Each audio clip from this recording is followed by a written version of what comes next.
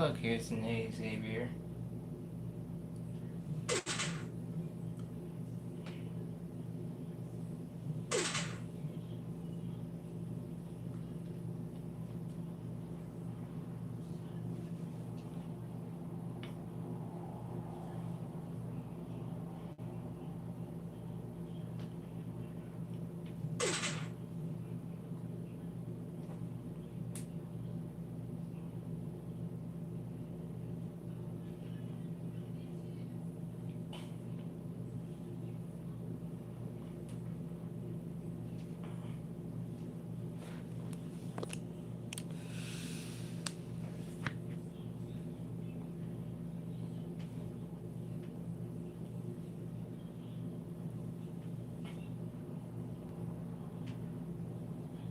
I'll take it.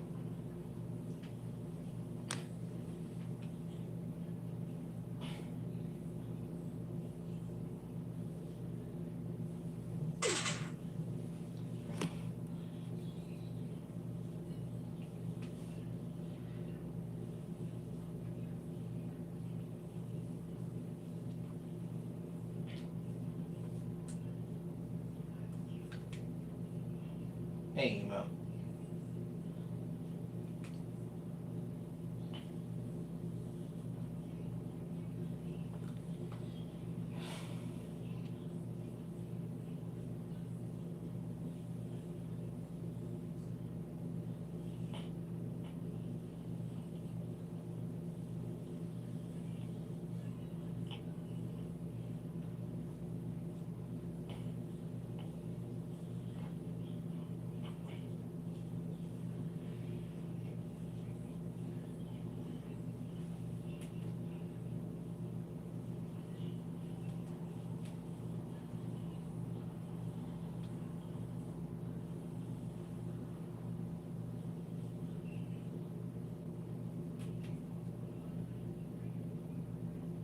Oh, yeah, that reminds me.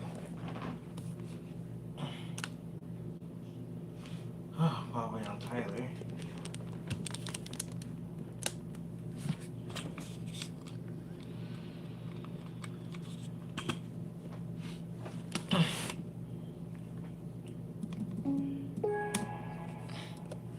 Nope, nope, too late. You already know what time it is.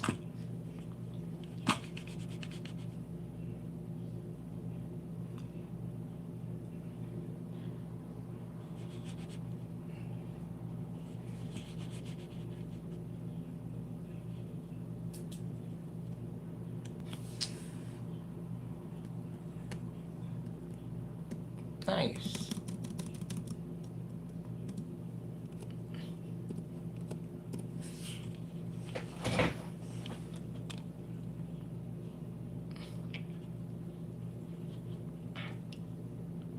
I swear to God, it's always something stupid on this damn laptop.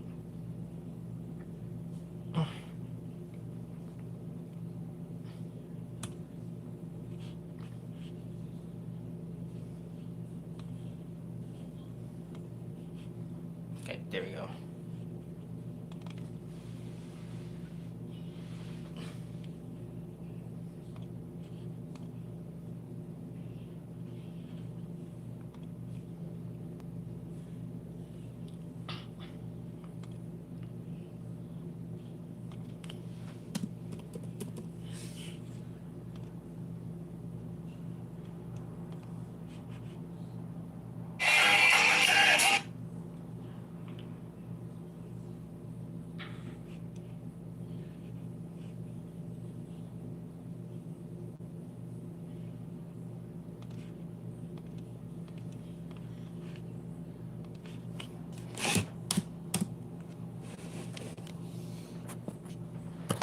Hey, Jonathan. Oops.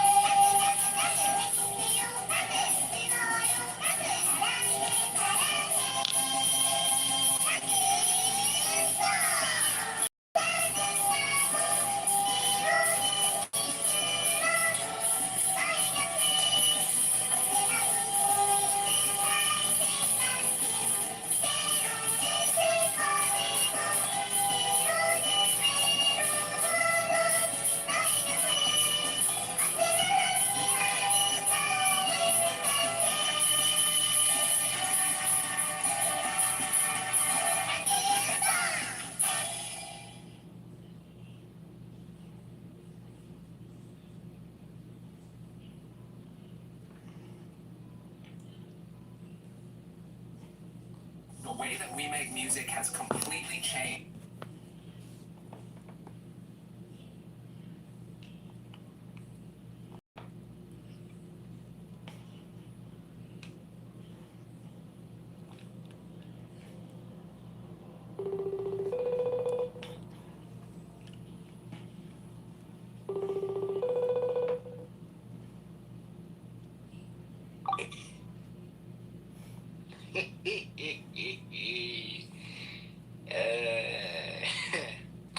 I love laughing.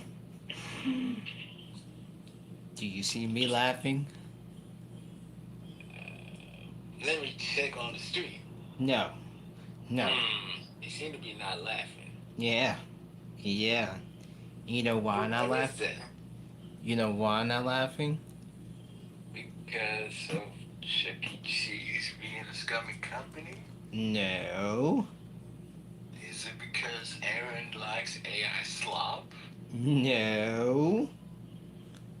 Um, is it because I was watching Milk and Carrots? Nope. That was your punishment.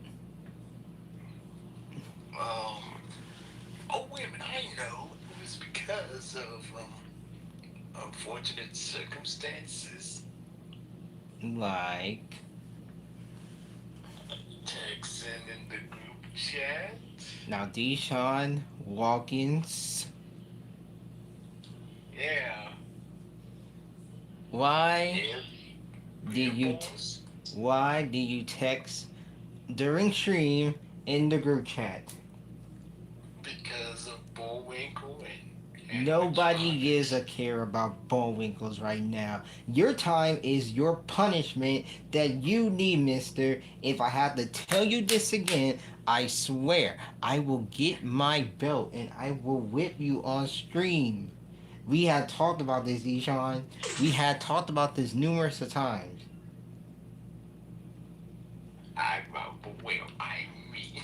No, you mean nothing. I will turn off this camera and I will literally grab my belt and whip you in front of these people. You do not want that, Deshaun.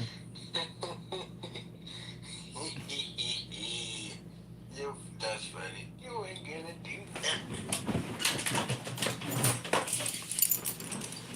Okay, now see the point of the errors of my ways. Yes. Now I'm telling you, I will turn off my camera. My mic will be on, and you will get whipped so hard it will make your ancestors dizzy. My ancestors. Your ancestors. My ancestors. Yeah, My ancestors. we gotta talk about that. But anyway, now you better be on your best behavior, and I can maybe get you your moms back. This is your first warning. If not, then I'll let the chat decide what your next torture will be. Why the chat? They're mean. Hey, be careful what you say. You're still on mute. Wait, wait, mute. Yeah, I'm not muted. Hey, did I ever mention other people in chat are really cool people? I'll be watching you. Don't make me call you again. No. Anyway, Tyler's here, so let's see what Tyler gave. Help me. That's ignoring that. Sorry, folks. Had to put Mr. D. Shaw in his rightful place. Anyway, that was his torture while I was waiting on for Tyler, which was milk and carrots. I hope that Deshaun be on his best behavior for the remaining of the stream, since he kind of went out of his way. But actually, um, we have a lot to talk about tonight, ladies and gentlemen. First and foremost, since Deshaun has seen this already, and it just won't slip my mind whatsoever. It has been confirmed, ladies and gentlemen, that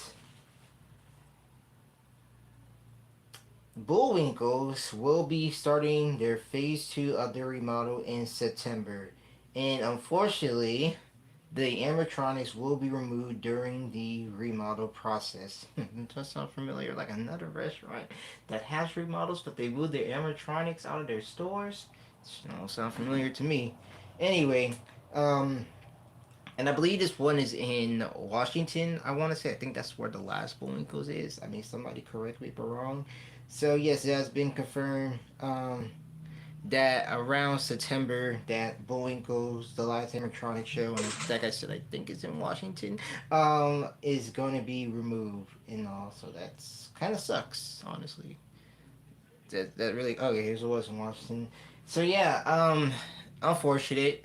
That's what I don't remember. I don't think the animatronics work anymore. I know the last time, at least from my knowledge, Chris went, and they only like had a show and stuff there. But yeah, that's unfortunate.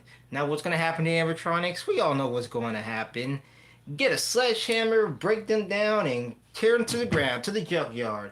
Unless Bullwinkle is really smart enough, and maybe they are smart enough. I don't know, like another pizza restaurant that isn't smart enough. I can't think of the name right now for the life of me. Maybe they'll just auction out the animatronics so they can give it to fans that can happily restore those two animatronics. That'd be very nice right now, like another pizza chain restaurant, which I don't know that does that type of stuff. I think it's the first time ever like that. Unless there's another restaurant that does that, who's to say? Maybe they wouldn't stink or something. Um, so either way, but hey, Tyler's here. So Tyler's here. Tyler's here. Tyler. Tyler.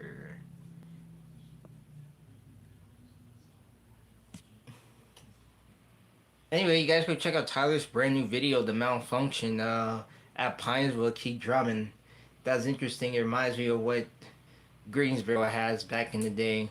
Hard like Oceanaut the animatronics. Yeah, like another pizza place name that also did that animatronic stuff. I can't think of the name right now for the life of me. And oh, look at that.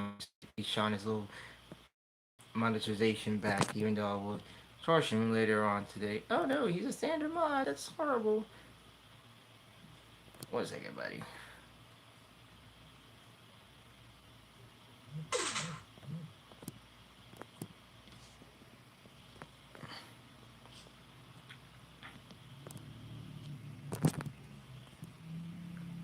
But anyway, let me show you what. Let me show you what. God damn it, Sean.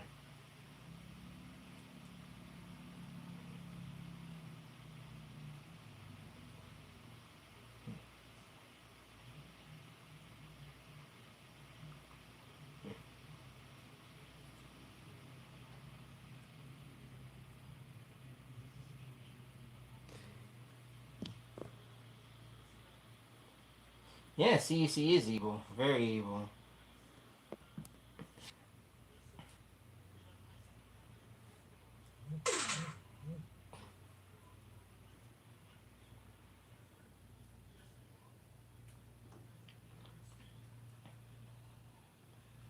Alright. So let me show you. I posted this yesterday, but I will show you on stream the newest collection that I got. And honestly, oh my god.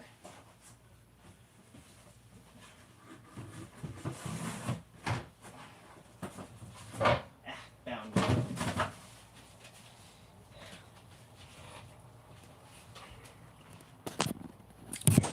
Here it is, ladies and gentlemen. The Muppet Show vinyl on DVD, on record. I was going to say DVD. The Muppet Show vinyl, the record. Lovely, lovely, lovely. She's got a picture of Kermit. I just want to flip this around so we can, so you guys can see all the characters, what they got so far. Um, which of course they have characters like Kermit, Fozzie, Piggy, Gonzo Rose, Scooter, Manamana, this character right here, Uptown Funk, Todd did one on Big B. Of course you got Sweetums, you got Janet and Zoot, you got this crocodile that's been in a few Muppet numbers. Of course, Statler and Waldorf in the background. You do have Animal, you can kind of see him. Sandy Eagle, Dr. Bustin' Honeydew. I don't see Beaker. You got Beautiful Day Monster. You also got Timmy Monster, another character that Todd did in his previous video. It's just I like how this one is because if I'm not mistaken, this is a photo of the season 2 gang. Um, because like I want to say no, I think it's either season 1 or season 1 because look at Gonzo by the way because that's actually Gonzo. So this is a little photo of season 1, uh, and of course in the back of the record you have a photo of Piggy, Fozzie, Gonzo, and Kermit, and also Gonzo has feet. That's that's some blessing to fucking see.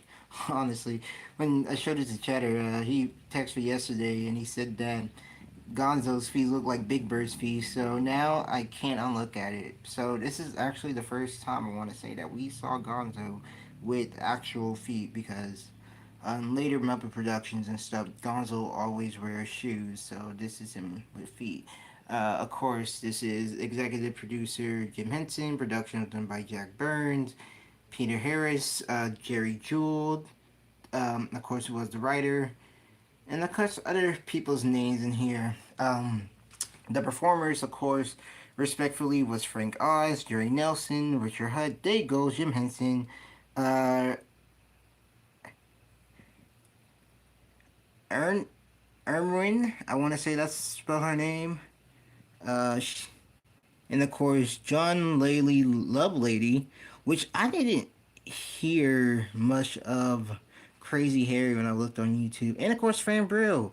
A lot of people don't know that Fran Brill was actually part of the Muppet Show, so she was Prairie Dawn.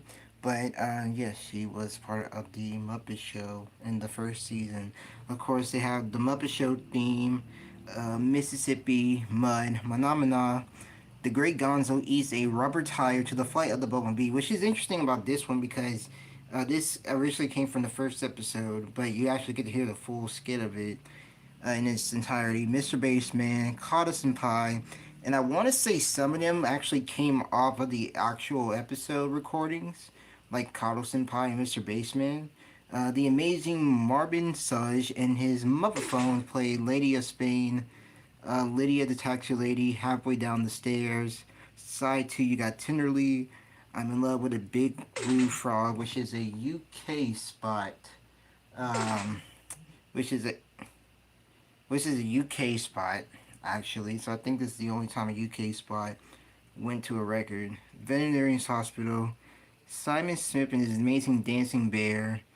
What Now, My Love, a monologue by Fozzie Bear, which is actually it's not a monologue, it's Good Grief, the Comedians of Bear. I've seen that yesterday on YouTube. Eight Trees, Saxon Violence, and of course, it ends all with Being Green. There's also a few dialogues too with Statler and Waldorf in some parts of the record. There's like two dialogues that has like Kermit and Piggy as well. So it's really good. Thank you, Tyler, for that, man. I'll pick for I don't know, but appreciate it so much. And of course, got the Muppet Show, and it looks really great. I mean, this record is like 49 years old, and just seeing this in quality too is it's really great. So you don't see these anymore, and it sucks because Disney never put this on streaming services whatsoever. But um, it's a lovely record, and I'm so proud to own a old vintage Muppet Show record. Even too that Kermit acknowledged the fact that this is a record as well. So of course you have like the first season of the Muppet Show uh, theme song, and he acknowledged that this is a whole record and stuff. And there's a few parts where they kind of acknowledge it as a record. They don't have any audience laughter in this record, which is weird. Um, the only time you actually get to hear a crew member laugh is when the Good Grief the Comedians of Bear skit gets in. I think that's my only concern about when it comes to this record is that they could have added like the laughing effects for this, or maybe just made this whole entire show and stuff. So this was kind of like the closest thing people got to actual Muppets recordings back in the 70s. It's unknown how many record copies were made. I know I made a post about that months back. And my goal is to get the second version, which is Volume 2, which I think those cover only Season 3 and Season 4. This only covers various Season 1s and Season 2 skits. Which also, too, one thing as well I want to notice, or not notice, but point it out also, is that Arain, as it says here, and it's kind of hard to read it, but Arain actually did three characters in this record. She was Hilda, Wayne, and Wanda, and of course, no, she was Wanda. Sorry, and of course she was Janet. A lot of people don't really know that, and it's funny, so interesting because the first season of Muppet Show is really interesting to like always look back on. Um, so Janet was actually performed by Urin, sorry, not Urin, during the first season of the Muppet Show. She was Janet for the pilot and some meeting films also around that time. You can kind of hear her voice in Tenderly and the veterinarian hospital skit, which is had George the janitor. Um, which also too in season one, Miss Piggy did have two performers. One of them was of course Richard Hutt, which took over her in season one, and there was part where Frank Oz would take over, and also in season one. For the Miss Piggy dialogues, Frank Wood had those lines respectfully, but in the veterinarian hospital skit, you will hear Richard Hutt, Miss Piggy, and of course from season two, both respectfully, Richard Hutt will take over Janet, and Frank Oz will take over Miss Piggy.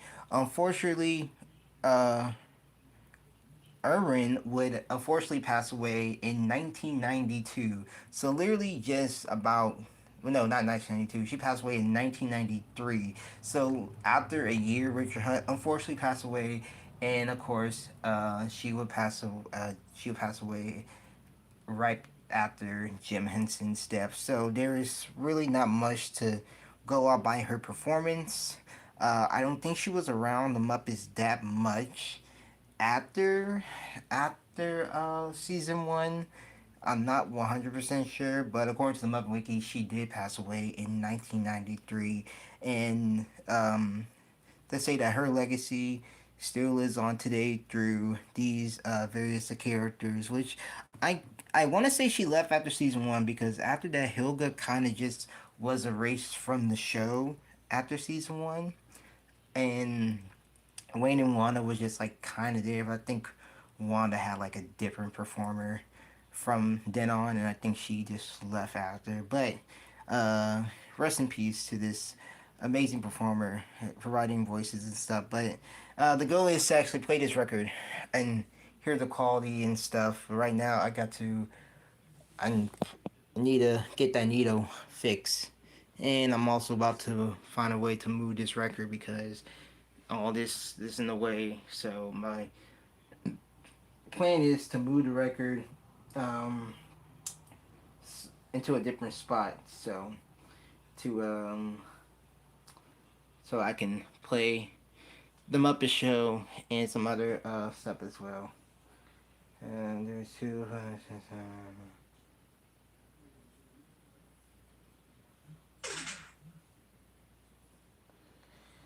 But other than that, again, appreciate it again. Such a great record. But other than that, um, there have been some interesting tea that's been going on in the Rockefeller community, and boy, where do we begin? Besides the fact from as of last night, some brand new lost 90s listing Rockefeller shows have been found and surfaced on the internet. Hallelujah. So, other than that, apparently we got another thief on the loose, or at least on the lookout. I'm not 100% sure. Somebody stole, and I quote, and I could be wrong about this too, at least from what I was hearing around about it, 11 Rockefeller shows, which is absolutely crazy to think about because somebody was bold enough, woke up and chose violence and say, I'm going to steal 11 Rockefeller shows. and apparently two of them was full Rockfire shows, and one of them was a Much As Big band. So, of course, Gene. For those who know who Gene is, Gene owns a full Rockfire show. I mean, Chris Ballard made a whole video of Gene's collection and stuff. Um, he was buddy buddy with Aaron. He was working with Aaron, and right before Billy Con, he said that he's not. I don't guess I'm good terms with Aaron. He stopped working with Aaron, so he's focused like on some other things and stuff. Okay, interesting. But Gene is a controversial person too, but we don't have to talk about that. Anyway, so apparently Gene posted on his page yesterday saying that he went to Gulfport and noticed that all of his stuff was stolen and taken away. And honestly, that's that's unexpected. Gene also did post it earlier today on his Instagram about the whole situation. And he did say too that he does have some names. So he said right here, he says some of the responsibles stepped it forward. Thanks everyone. Just for future reference, the owner has terminal cancer. The money I am giving him is toward his treatment. I have prayed with him, spoke to him at length. He and his family doesn't deserve to get robbed. We have installed cameras and the police are patrolling. Don't be an idiot. For those who are that treated this like a joke or say we deserve this, well now it's a great time to reflect on who you really are. And of course, he not only shows, but I mean not only animatronic shows, they also show some show tapes too, as well. And it's crazy because you mentioned about the mafia there, Cheddar. One of the mafia members actually did steal from Aaron in the warehouse around last year. Now, could this be the fact that the mafia went ahead and stole something from Gene? Who's to say? Because honestly, so right now, some of the responsible people have did step it forward, and Gene did say that he has the name. So honestly, I really don't know, and I give a whole doubt to believe that if again, if it was them, because obviously I think Tabitha and Travis would be cool with Gene if honestly, but then again, who knows? I'm just hoping that things get recovered soon. And again, I mean, look, again, Gene is a very controversial person, uh, but I don't think for someone like him deserve this type of stuff. But it surprised me, it surprised me and it took me by surprise. So who really knows? And I'm hoping that Gene and whoever else in part of this whole investigation can get this all situated and sorted out because nobody deserves to be robbed or stolen or whatever. And to say what you do with that amount of shows is it's crazy. So yeah, nobody deserves to be robbed or stuff like that. So hoping justice will be served to this horrible incident that happened as of yesterday. So,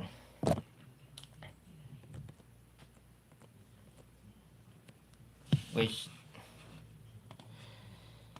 this community is something else.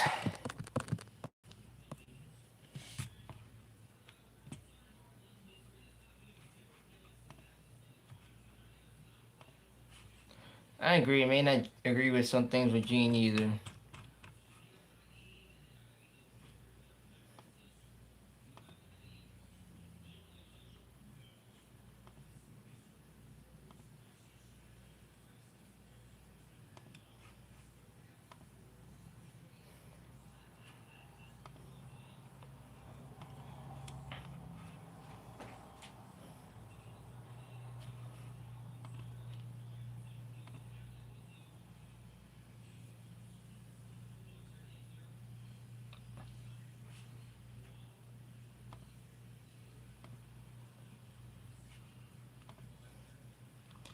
But besides from that as well, I want to get back to this topic I was just saying. As mentioned, and I mentioned the wrong fucking person. What the fuck? As mentioned, some lost 90s audio from the Rockefeller has surfaced on the internet. And boy, was this a surprise to many actually, because if there's one thing I know for certain is that the show selector error is one of the most weakest errors of Rockefeller history, and goes to the fact that Jack actually said that the listing programming isn't that great, and I don't blame him honestly. So of course, the lost 90 shows of listing, because Creative Engineering wasn't cheap at the time, was of course Call It Poison, which was played at GullyCon.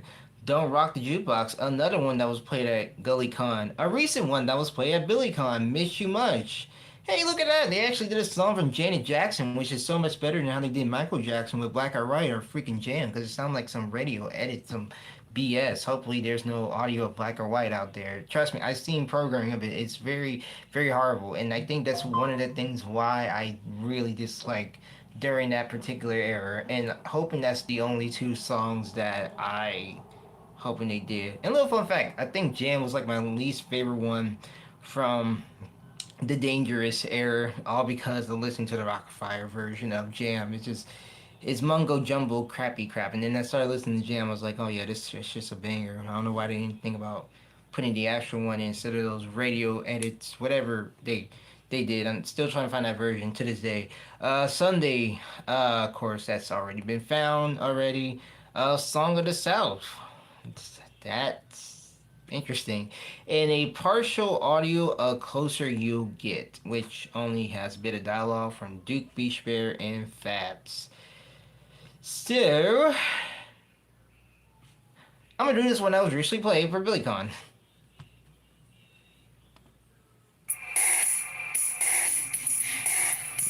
Oops.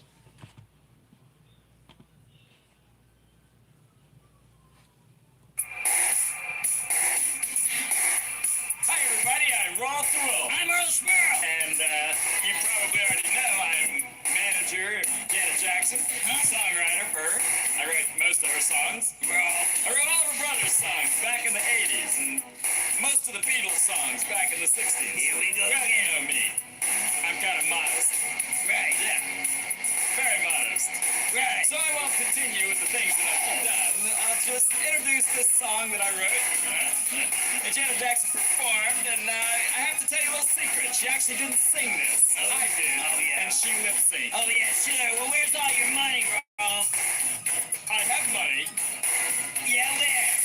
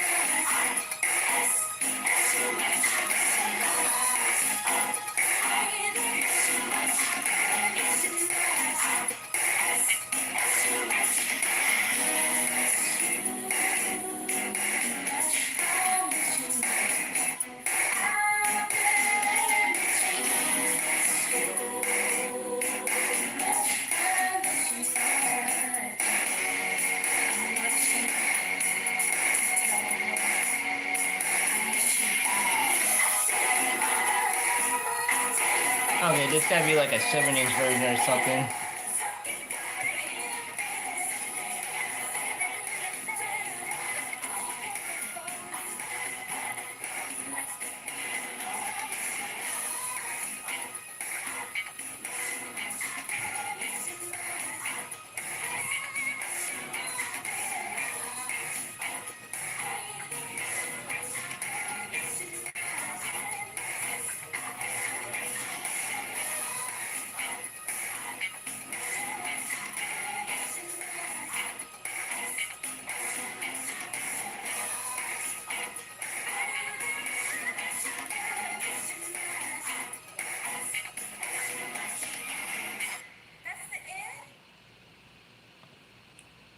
It sounds like a 7-inch version.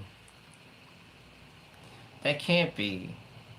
What the hell? And I heard this song like too many times already too. All right. See, I don't listen to Janet music like that. Sorry. So I'm not really big on like Janet's music as much like Michael's music, but despite the beginning of the dialogue, I feel like that was all Aaron right there. I think one thing I don't like when it comes to the listing show selector error, it's like why you always gotta have these inclusive dialogues from these characters, and then they just go into lip sync mode. One thing that I guess Aaron kind of feared it, or I guess Cheaply route, I don't know. It works well for classic Rock of Fire. It works well for classic, but you're talking new rock fire, yeah, it's kind of weird, but it just, I don't know, something about it, something don't do actually work in sort of way. Like Don't Rock the Jukebox actually did pretty much work. But yeah,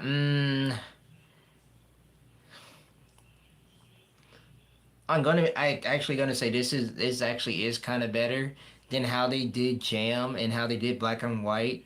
I feel like those are radio edit 7-inch something versions that honestly should have been in there, but again, it makes sense why they did it. But it wasn't a bad song. It wasn't really much of a bad song. Um, I like it.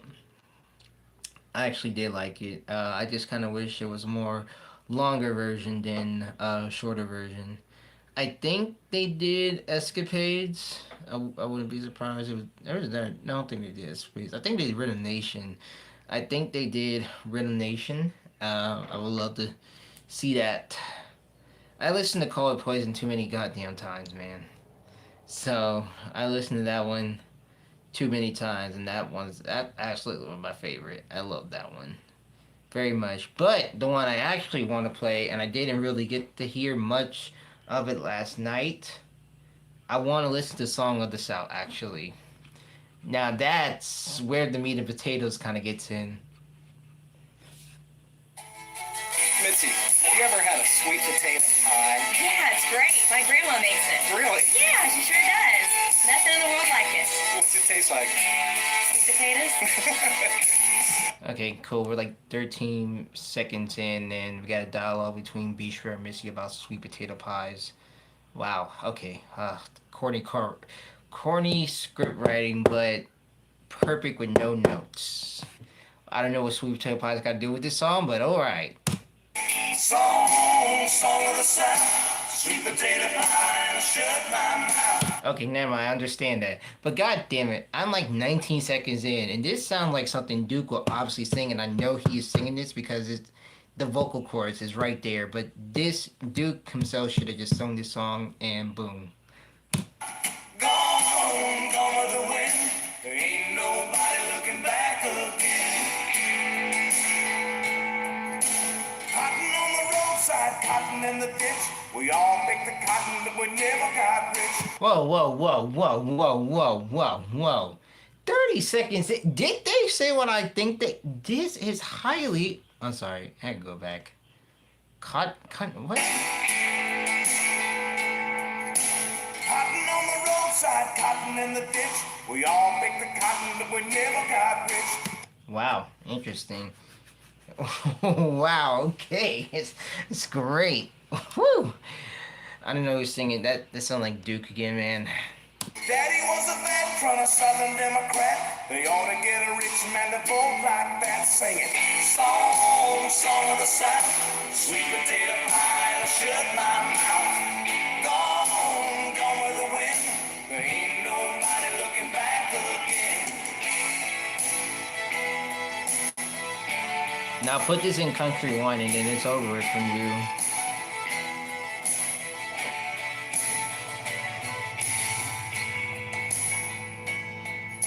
Somebody told us Wall Street fell, but we were so poor that we couldn't tell. Cotton was short and the weeds were tall, but Mr. Roosevelt are gonna save us all. Yeah, okay, this does sound like a Duke song. Really, this really does sound like a really good Duke song. It Duke actually sung this song. But then again, I don't think he was singing this song because man, we talking about picking cotton and stuff. That is not the first way you could open up a song. Okay. Well, Mama got sick and Daddy got down. The county got the farm and they moved to town. Papa got a job with a TVA. We bought a washing machine and then a Chevrolet. So this is a mixture of like Duke and like Rick. You can hear like either Duke or Rick doing this song, and they can hear like 10 times better with the mention of like picking cotton for some reason. Now I'm thinking about it, it's like golly, I can hear Rick doing this too. Honestly, if Aaron would pay the guys to do something like this, but hey, 90s lip sync was something else. Sing it, song, song of the South. Sweet potato pie and I shut my mouth. Gone, gone with the wind. There ain't nobody looking back again. Play it.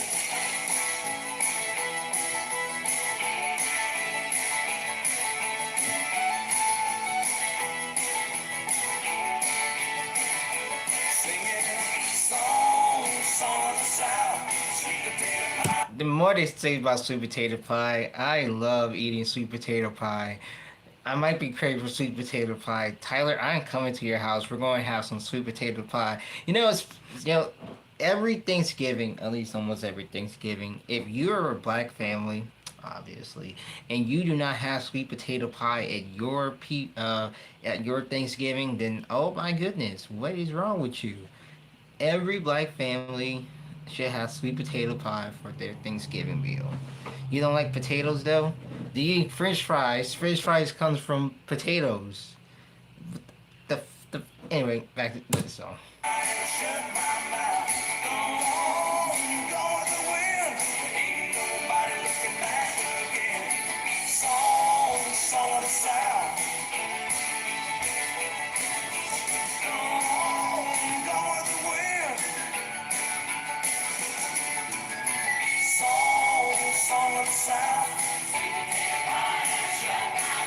Okay, that sound like prog characters.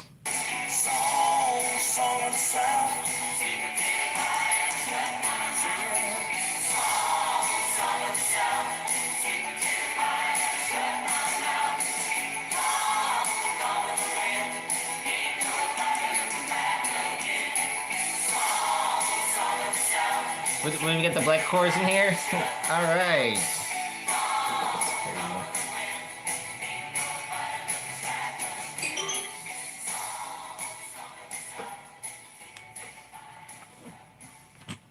What's that state that loves potatoes? It's like, not Ohio. Is it... No, Ohio. Is Idaho? Does Idaho love potatoes or something? There's a state, and they're like, really love potatoes. I don't think it's Ohio, but... Idaho? Well, sorry for everybody that's in Idaho. I love potatoes. So stupid. Okay, anyway, Song of the South. Great catchy song. Really great catchy song. I would prefer it better if Duke and Rick would sing this one, personally, in my opinion. But it's really good. I actually like it. I really do. They did a good job. I would play The Closer You Get, but it's we don't have a lot of the audio for it. It's just a bit of dialogue and stuff. But here's one I love playing back and back again, and honestly, it's one of my favorites.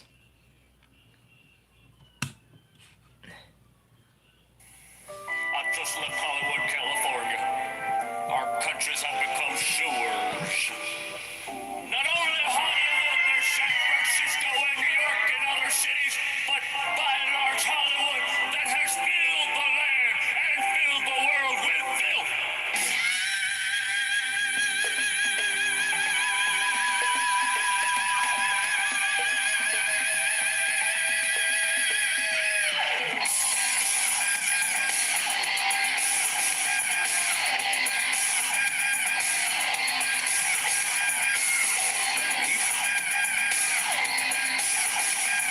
Potato fries?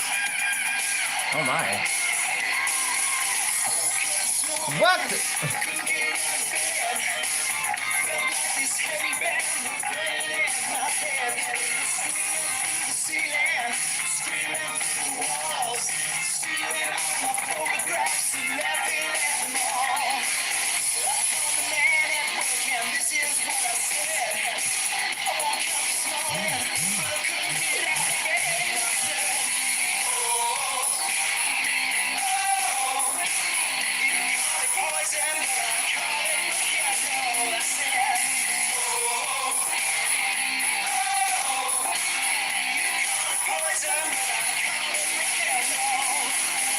Change your style, fell out of place. Got myself a suntan and a bracelet for my face. Down to the cat house, cruising in LA. Found myself a pretty girl with nothing else to say. Had conversations like she comes from outer space.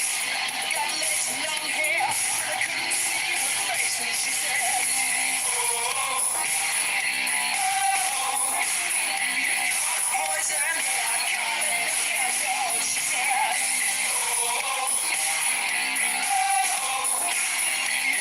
poison, but I call it candle. Yeah.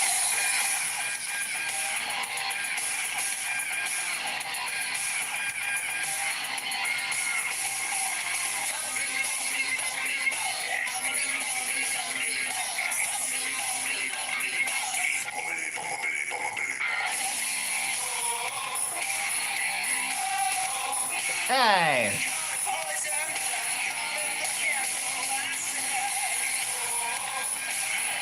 Yeah, that part bored me.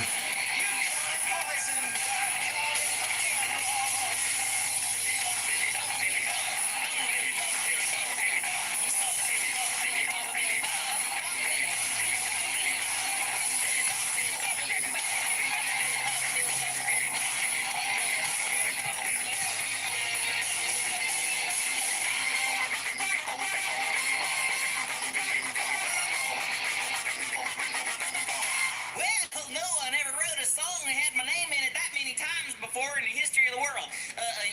Just in honor of that, we're going to do another song for you from the show selector in just a Aww. minute. And when those lights come on the show selector, you guys pick it. And well, it looks like we're going to play another one right now. Did somebody pick it on the show selector or something? Is something malfunctioning? What's wrong with the show selector?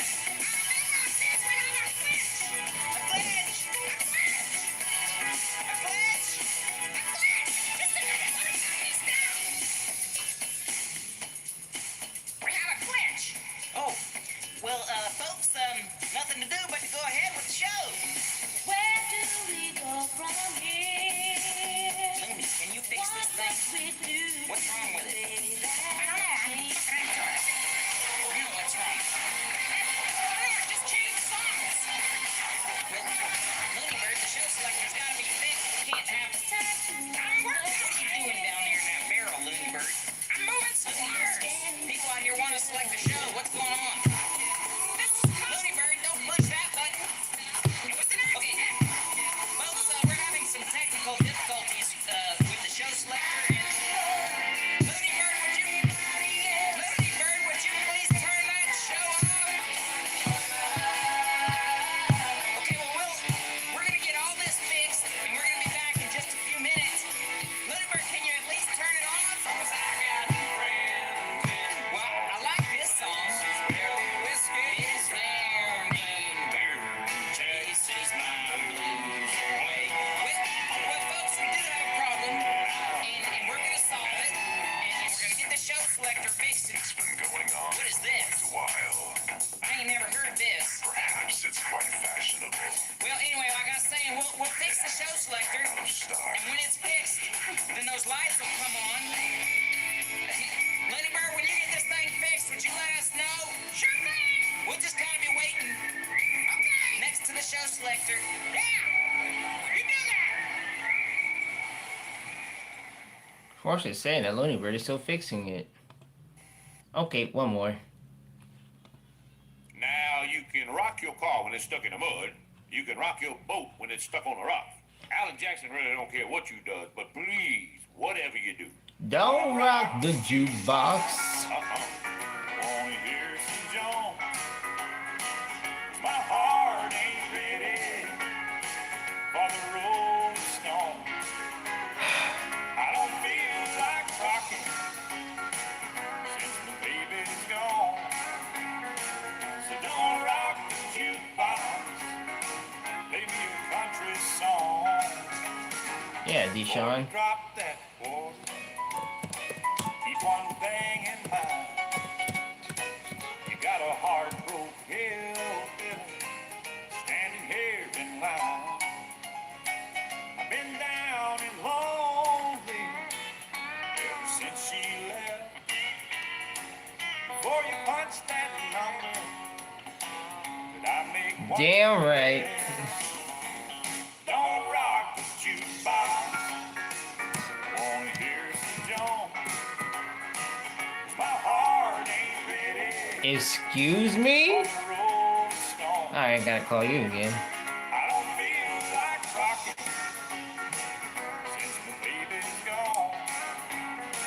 So don't rock the jukebox. Play me a country Oh yeah? song. You ain't got nothing in 4K.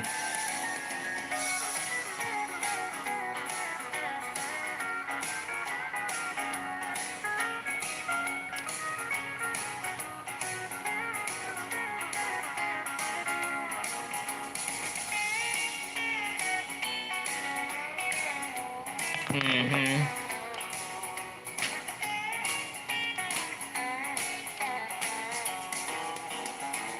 I ain't got nothing against rock and roll.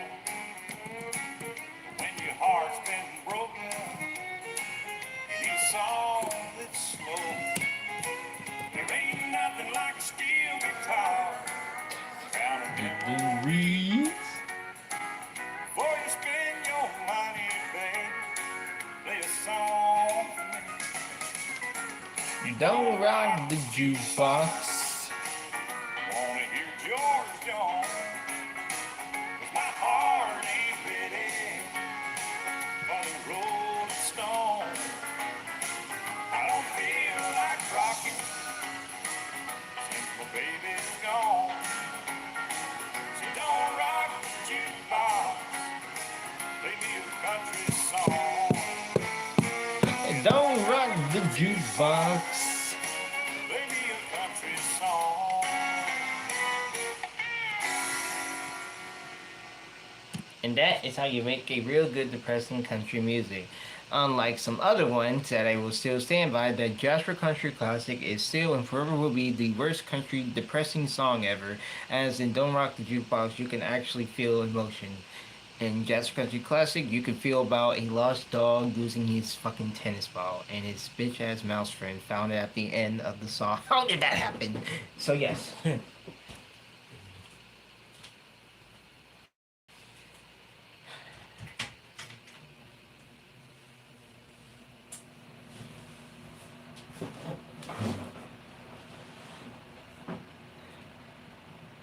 No, I haven't listened to Dr. Dre.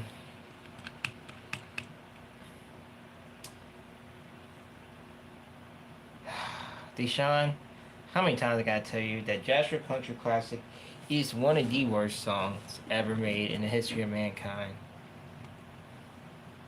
Oh, look at that. They actually got Muppet Show 2 vinyl for $17.60. And I'm thinking about getting that next whenever I actually have money for it. Damn, this one's actually good too.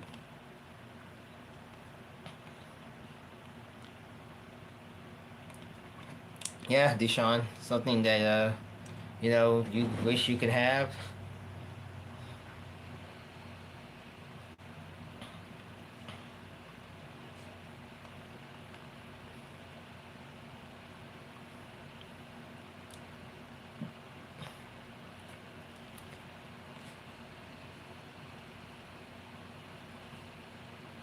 Which also come to my attention as well.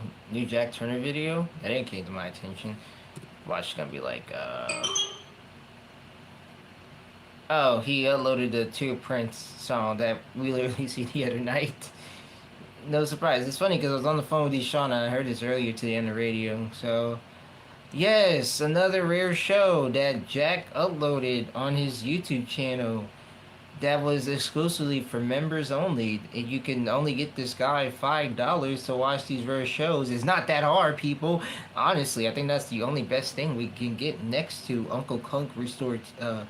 The restoration is these lovely rare shows, and yeah, only $5 just to watch good rare stuff that Jack delivered. Honestly, I gotta say this. Jack is feeding the community better than the fucking mafia because they can gatekeep a lot of stuff and act like none of it exists. Unlike Jack, Jack takes his time and effort to actually put out these videos for the fans to enjoy. And as much as 90 shows are horrible, worse too, he actually put in the effort. Yes, $4.99 does go to Aaron. That is true. that is true. The $4.99 does go to Aaron, unfortunately. But yeah, at least Jack's actually doing the good purpose of like surviving these shows and documenting and filming them and stuff like that. So yeah. And then I can't wait to see his Kunk perform too.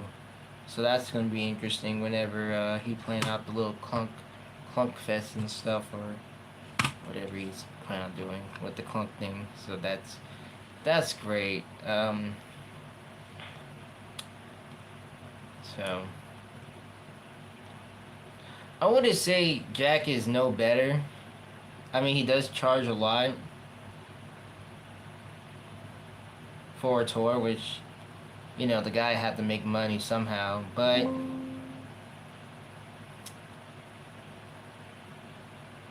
at least he's not like Aaron going here bashing about AI and stuff and going on rampage and tantrums and hissy fits for a freaking video and all.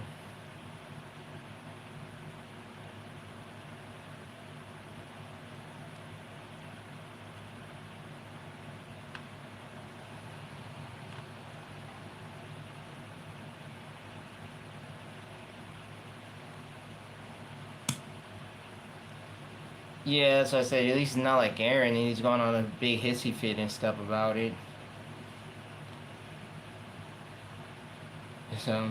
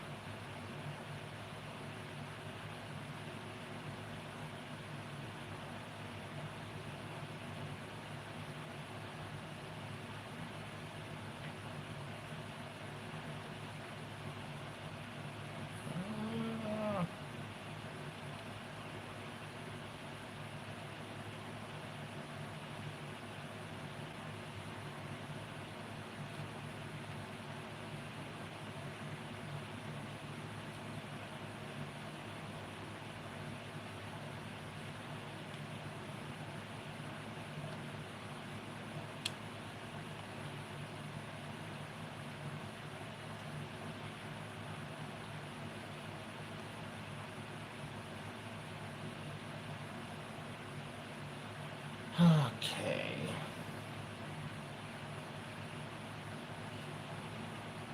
Fuck it, I'll play it again. Hey, I had one of those bad hair days.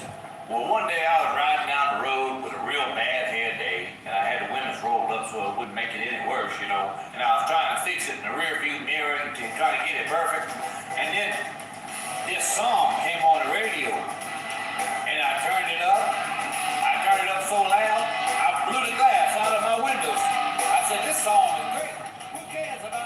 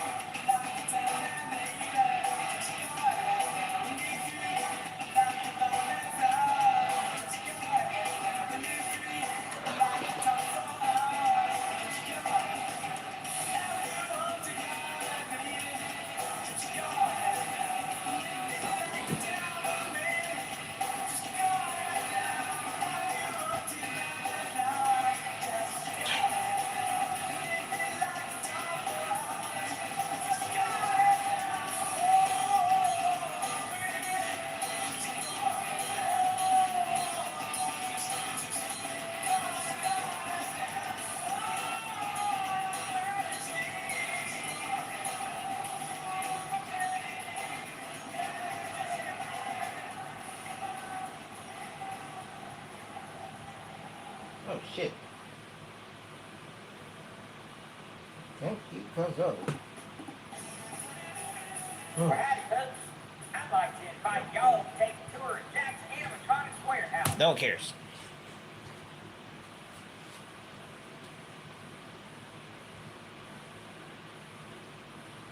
March 20th.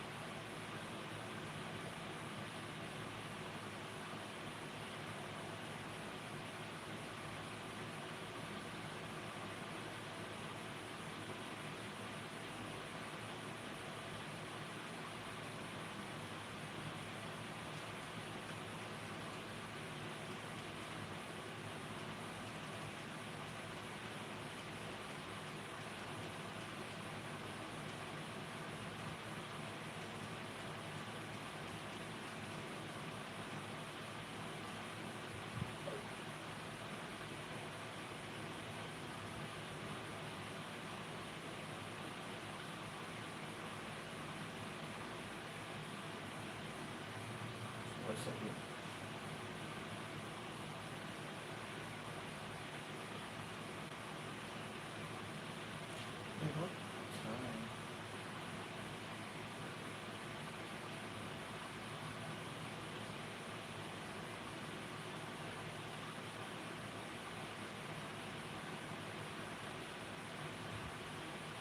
Alright, my bad, yo.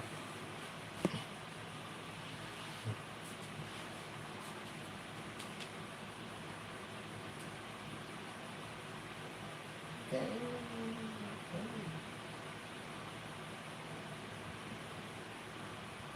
Just got an invite. Just got an invite to my younger cousin's wedding. That'll be next year. Next year. Just got the invite of it. And I remember that too, cause me and her fiance or my cousin-in-law, we were talking about that too, around May. And that's when my phone was like, I was checking my phone, I was like, oh shit.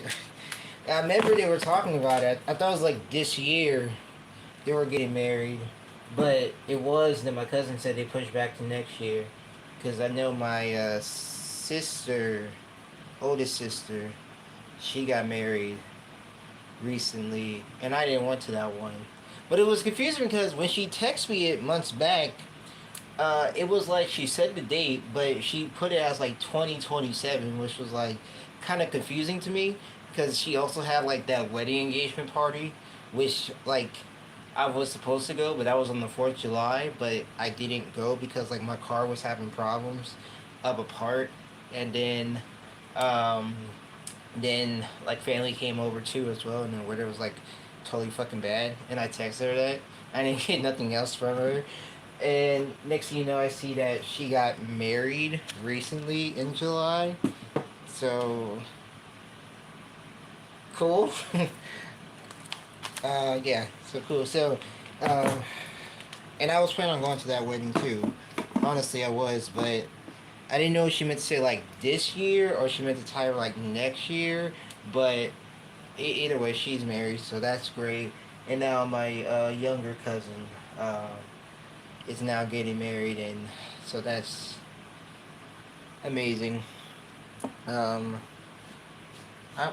planning on, I gotta go see them actually too, for the wedding and stuff. So I know she recently just came back from Houston. So,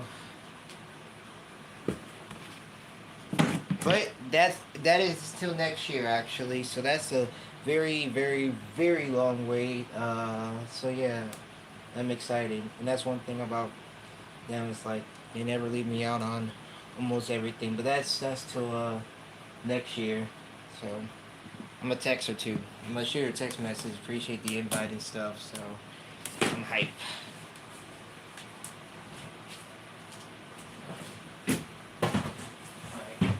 All right. So that's from that. Besides from that little thing, let me see what else here. I'm trying to do. I'll be right back.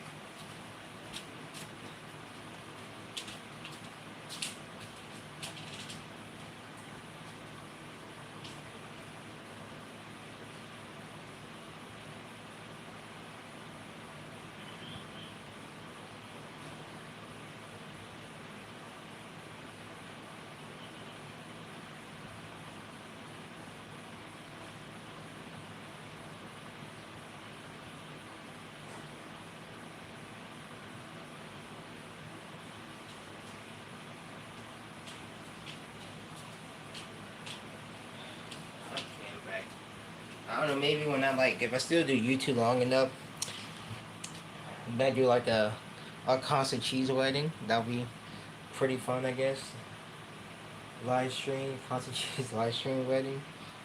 But damn, that's the way Constitution too. Holy shit. Okay.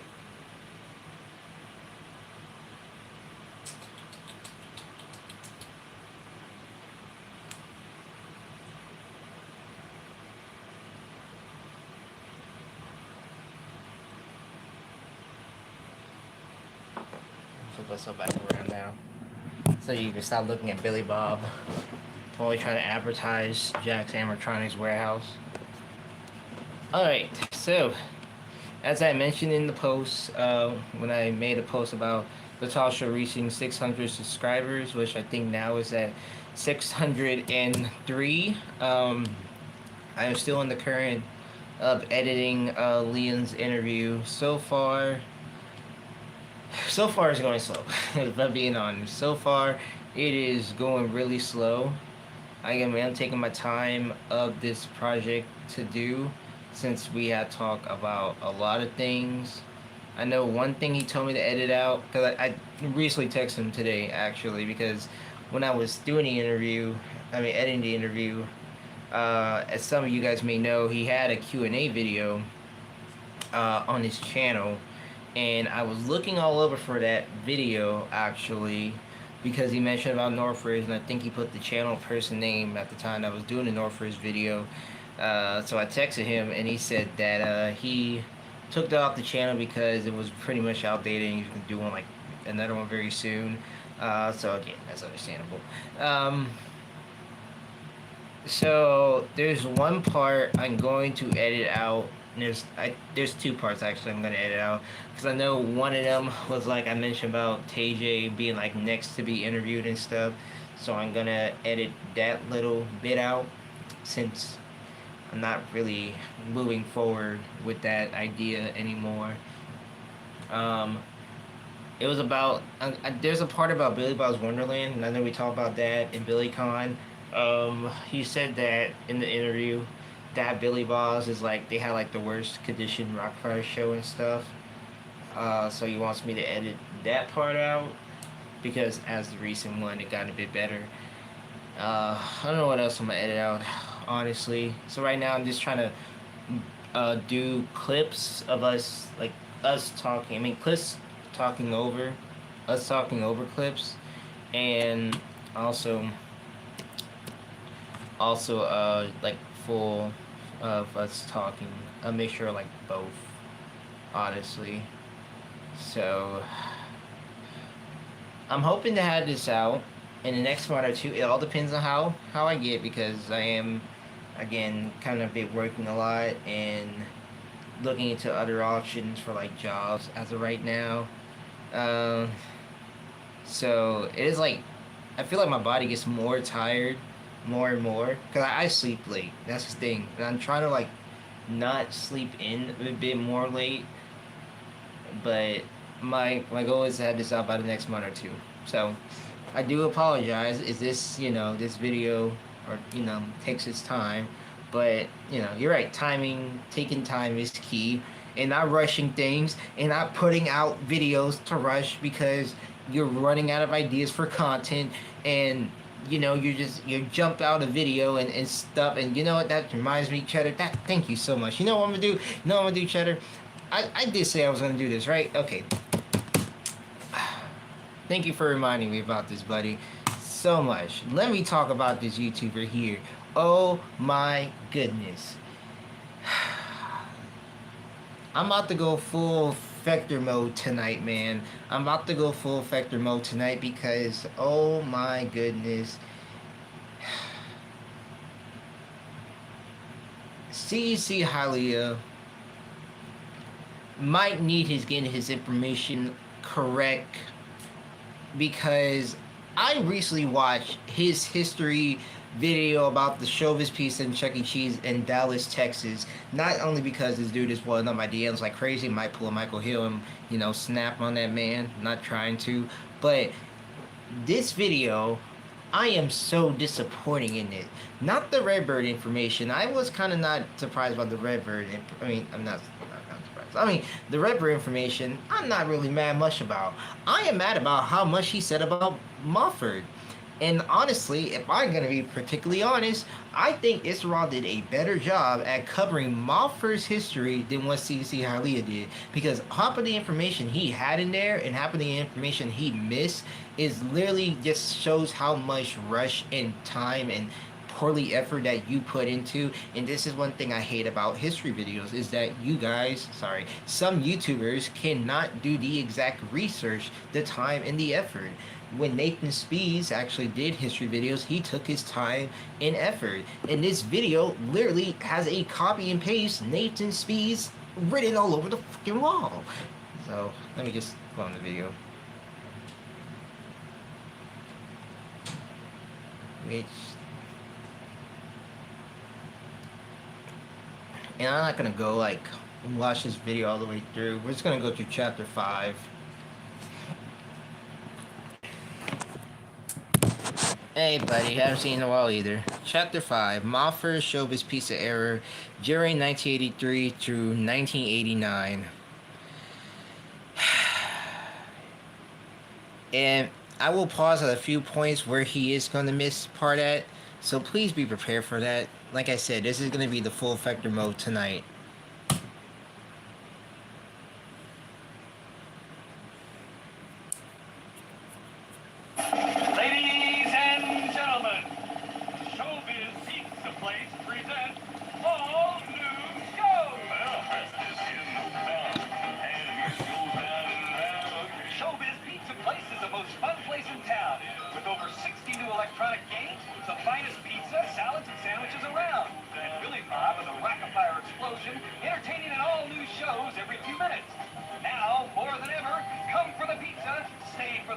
I like how Showbiz was in charge of these commercials, not Creationeering.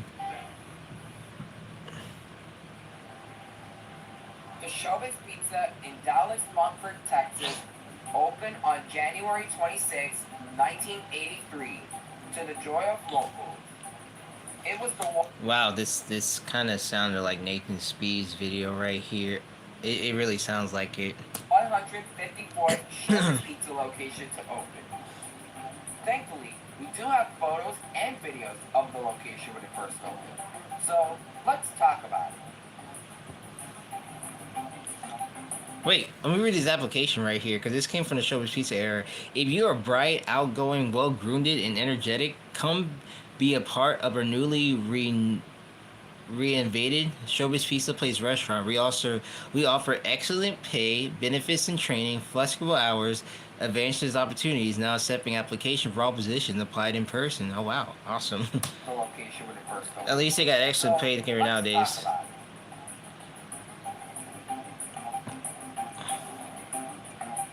The exterior was pretty much the same exterior as Westmoreland, though it is kind of like in a shopping center or something like that. What do you mean? It's in the shopping center, a Target shopping center. But it had the 1980 Showbiz Pizza logo with the red, orange, and yellow colors, which also go for the interior as well. And speaking of the interior, they pretty much had the same games, same rides, same food, same sports room, and the blah blah blah blah blah blah blah blah blah. God damn, come on. Why everybody got to talk about the basic boring stuff? Let's get to the excitement. Same booth, same games, same rides, same food. Oh my god. Oh, blah blah blah blah blah. Rock-afire explosion What's was that sound present like? at the location.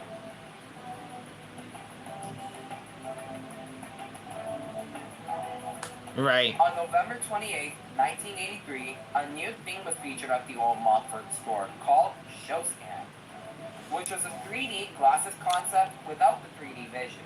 Mm. However, the animatronics would go through a major change in 1985 with a new concept called the Magic Stage. Incorrect. Incorrect. See, this is where mistake number one falls into play. The Magic Stage was not tested at Montfort. A lot of people thought it was tested at Montfort, but no, ouch, my back. No, that is not true. The Magic Stage was tested at a store in Austin, Texas. That is currently false. He needs to do his research more better. And if you go to Cheesypedia under Montfort, the original store, there was no such thing as the Magic Stage at this particular location. So scans were still a thing, but at least at the time, I want to say. But no, they did not test the Magic Stage. That is incorrect. That was in somewhere in Austin, Texas. The Magic Stage changed the Rock of Fire design to a musical magic type of stage, which is pretty cool to see in my opinion. No, this only changed because Showbiz was trying to find ways to get rid of the Rock of Fire, and they only used magic. I mean, look, the folks at ShowbizPizza.com did a whole entire episode about the Magic Stage and the in-depth of everything else. Maybe how about you actually do your more in-depth research into this thing and watch the video and, I don't know, maybe read it in the articles, then you'll know better than saying some false information like this. Come on, man.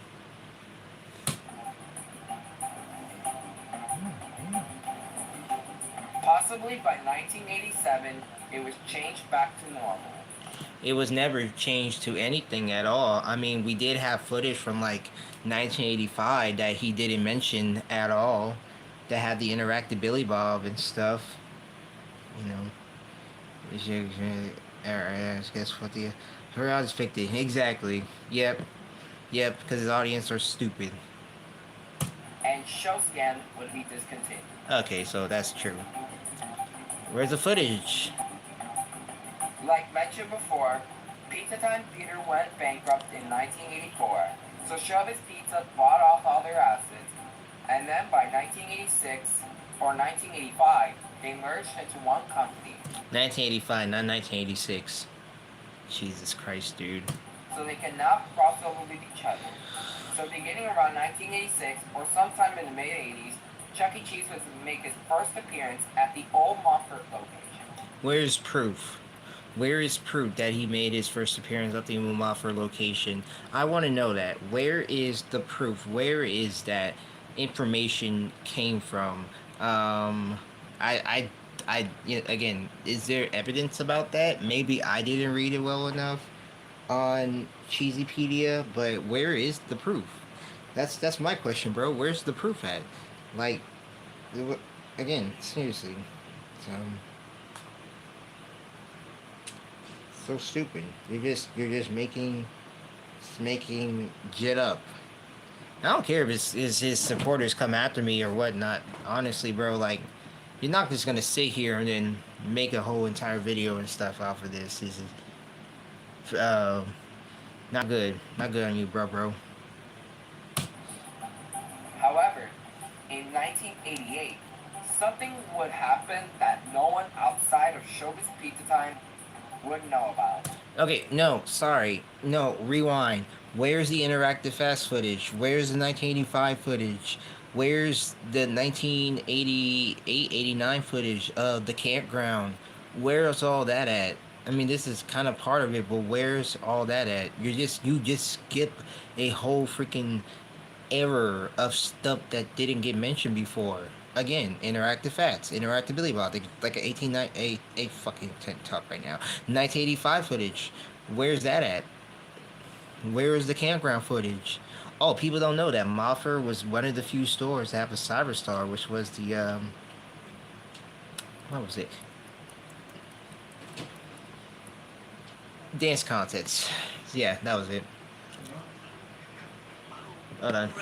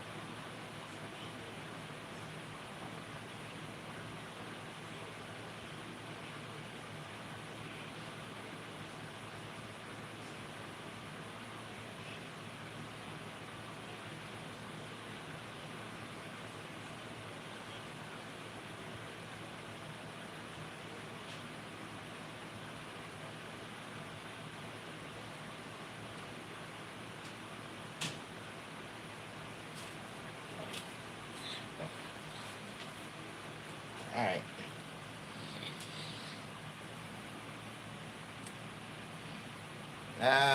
Copy, paste, rush, brother.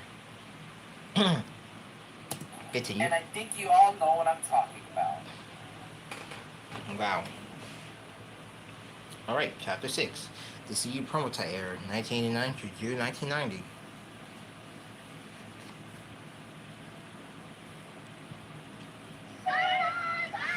Oh my god, dude, why are you putting commercials in here, bro? I'm skipping these damn commercials, like, really?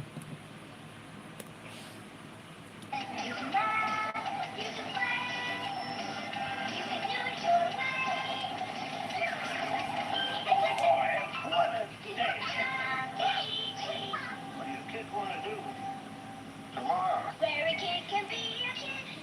Wow, this says San Jose Cruiser Road and San Jose and Tully Road. Interesting. On October 3rd, 1988, the restaurant received a 1988 remodel, which introduced some new decor, new paneling, the blue light awnings, and also the same Rainbow Showbiz Pizza logo that was introduced at the Westmoreland location. However, the most major change happened to the animatronics. Oh, great, good. Keep As it mentioned coming. before, the company was trying to get the rights to the Rocket Fire Explosion, but Aaron Spector, the creator of the band, Nice did not picture. want to give up the rights. So then they created a process that will make a Showbiz fan's spine tingle. Alright, buddy. Alright, buddy.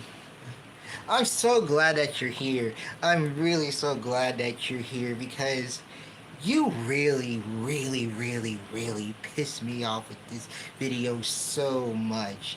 Like, you get your informations wrong. Like, first off, the Magic stage was not in Mofford, Texas, my friend. It was in somewhere in Austin, Texas. There's a whole freaking video about that whatsoever, pal. And there's information on Cheesypedia. You may have heard of it, and you should do your research even more, bro.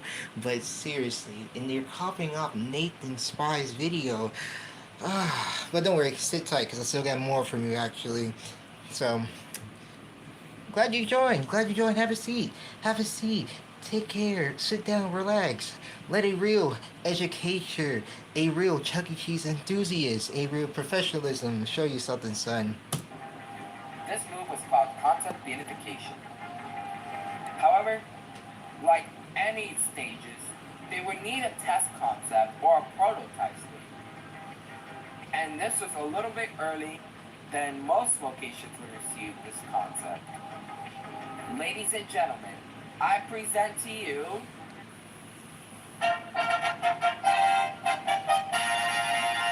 Nice edit. Ladies and gentlemen, boys and girls, prepare yourselves for the most stupendous, spectacular, fantastic, and phantasmagorical entertainment event of a lifetime. the concept unification prototype stage. The CU Proto was a prototype stage of the 3D stage created in 1988 and was only installed in this location.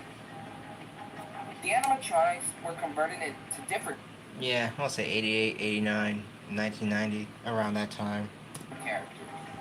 Unlike the finalized 3 stage, Mitzi Mozzarella became Chuck E. Cheese. Correct. Fats Geronimo became Helen Henny. Okay, I'm gonna let you slide on that one for Duke. Okay.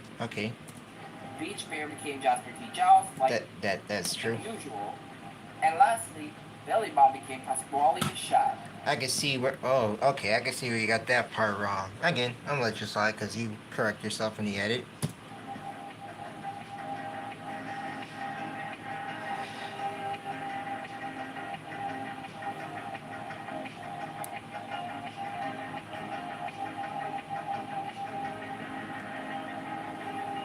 Now, unlike Westmoreland, Old Mofford kept the Showbiz logo until around 1990. Debatable, I guess. The only known footage of the stage comes from around July 2024, which shows Dookie, Chuck get E. these Sean here red really vest quick. Hurry up. and derby hat, as well as whiskers, marking the only time an animatronic was seen with whiskers. Helen kept her Broadway design, and Jasper pretty much had the same fit seen on the Rocker and C stages. Munch was nowhere to be seen. This is the only known footage of the concept beatification prototype stage. However, the stage didn't really last long, as it was pretty much a test concept, but the next stage will.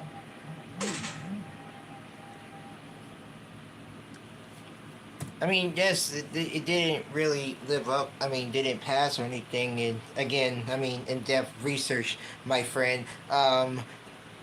Something that you could have done instead of copying. I mean, sorry, not copying, rushing through. By the way, it didn't went through because it didn't appeal to what the company standard by. Our good friend, Mr. Dave Thomas, you might have heard that name before too. He was the one that came with the concept of the finalized version of the three stage and stuff. Again, that's a whole in-depth story for a totally another day. And look, there's a lot of information here. I could sit down and educate you and all this, but we're on chapter 7, so let's see what he's saying. Mr. Chapter 7, the three stage era, June 1990 through August 1996.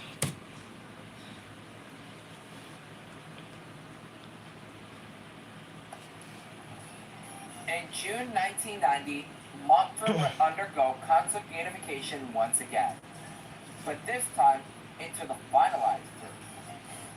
We actually have footage which comes fresh off the process from June 1990. Fun fact, Montfort was the first location to receive concept beatification. The characters were converted normally with the exception of Jasper, because he received new cosmetics. The first known footage of Montfort's 3-stage comes from around 1990, which shows the concept beatification show take from November 1989 playing.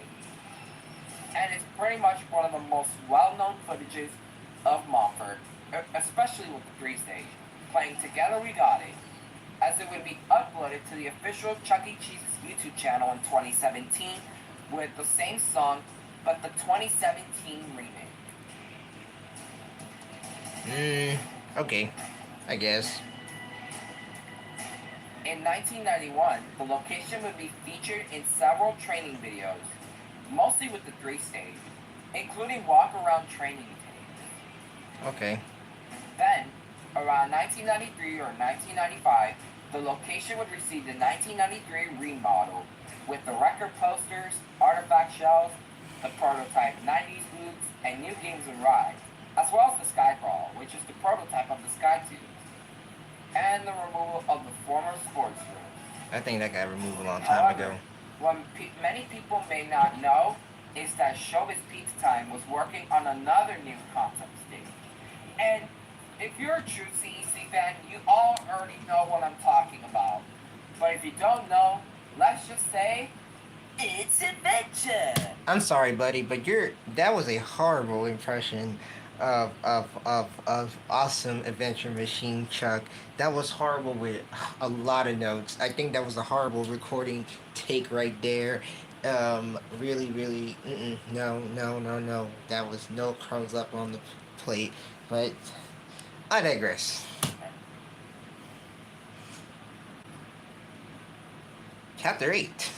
The Awesome Adventure Machine. This marked the 30 years since AAM was introduced. So August 96 through October 1997.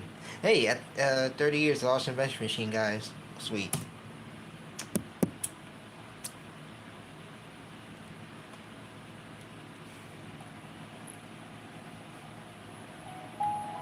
On August 11th, 1996, the process began on the removal of the 3-stage. Brian Hagen, who helped install the next stage, uploaded this video in 2022. Brian Hagen was previously a technician at the Mobile, Alabama location, and was best known for making these several 3-stage set designs between 1995 and 1996. Okay. And this video would be recorded by Chuck's then voice actor, Duncan Brannon. The process was completed 10 days later on August 21st, 1996. Introducing...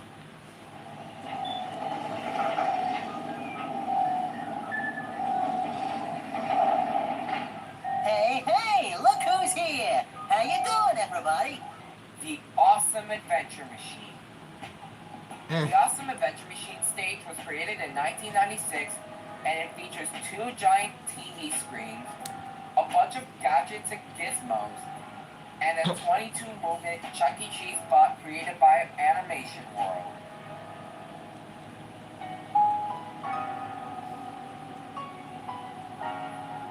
When the stage was first installed, Chucky was given a sports outfit and a blue hat, which would later change into a gray hat in 1997. In 2022, the first known footage of the Awesome Adventure Machine stage was uploaded to YouTube. The first known footage. First known footage.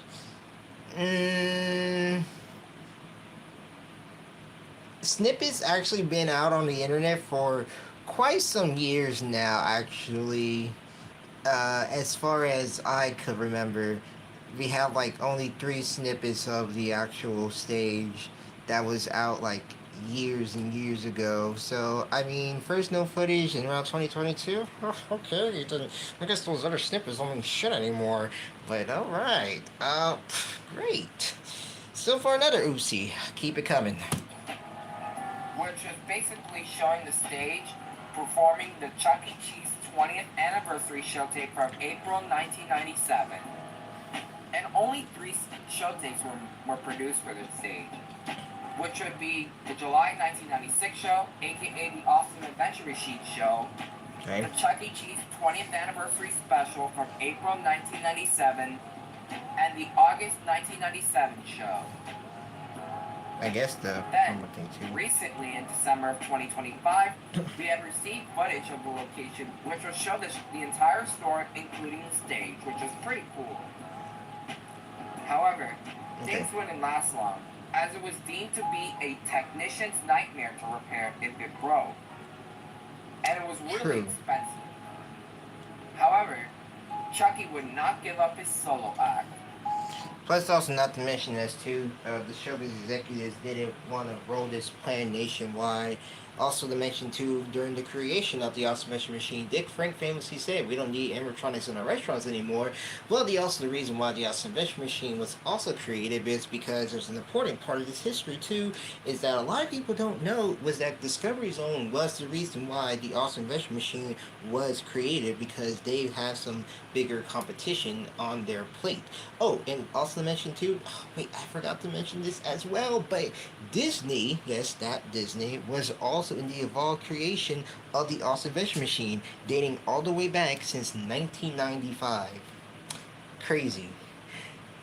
I can actually do a whole entire video of the history of the Awesome Adventure Machine with so much accurate information. That says a lot of things. But so far, you know what? Okay, I'm gonna get you that props on it. But yeah.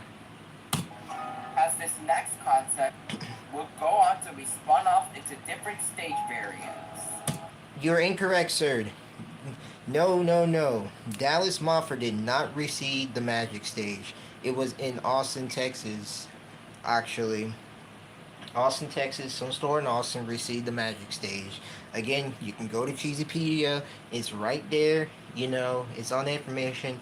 Mofford, Texas did not receive the Magic Stage. And if that was the case, everybody would know that information by now. But it was somewhere in Austin.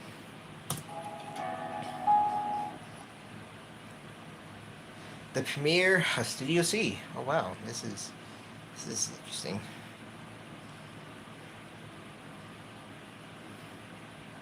I swear to God, you put another fucking commercial in here.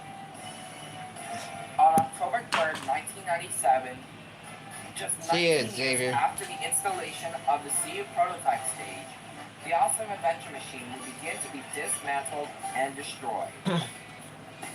Oh wait, I also forgot to mention too as well that you forgot to mention that the Awesome Adventure Machine and all the names came from actually Duncan Brandon, and the trademarks of it is, well, that's a whole another story. But yeah, a little fun fact, boys and girls, that our good friend didn't mention in this video is that the name of the Awesome Adventure Machine, you know, Brainiac, Dusty, you know, those characters, yeah, Duncan Brandon was the one that came up with those names.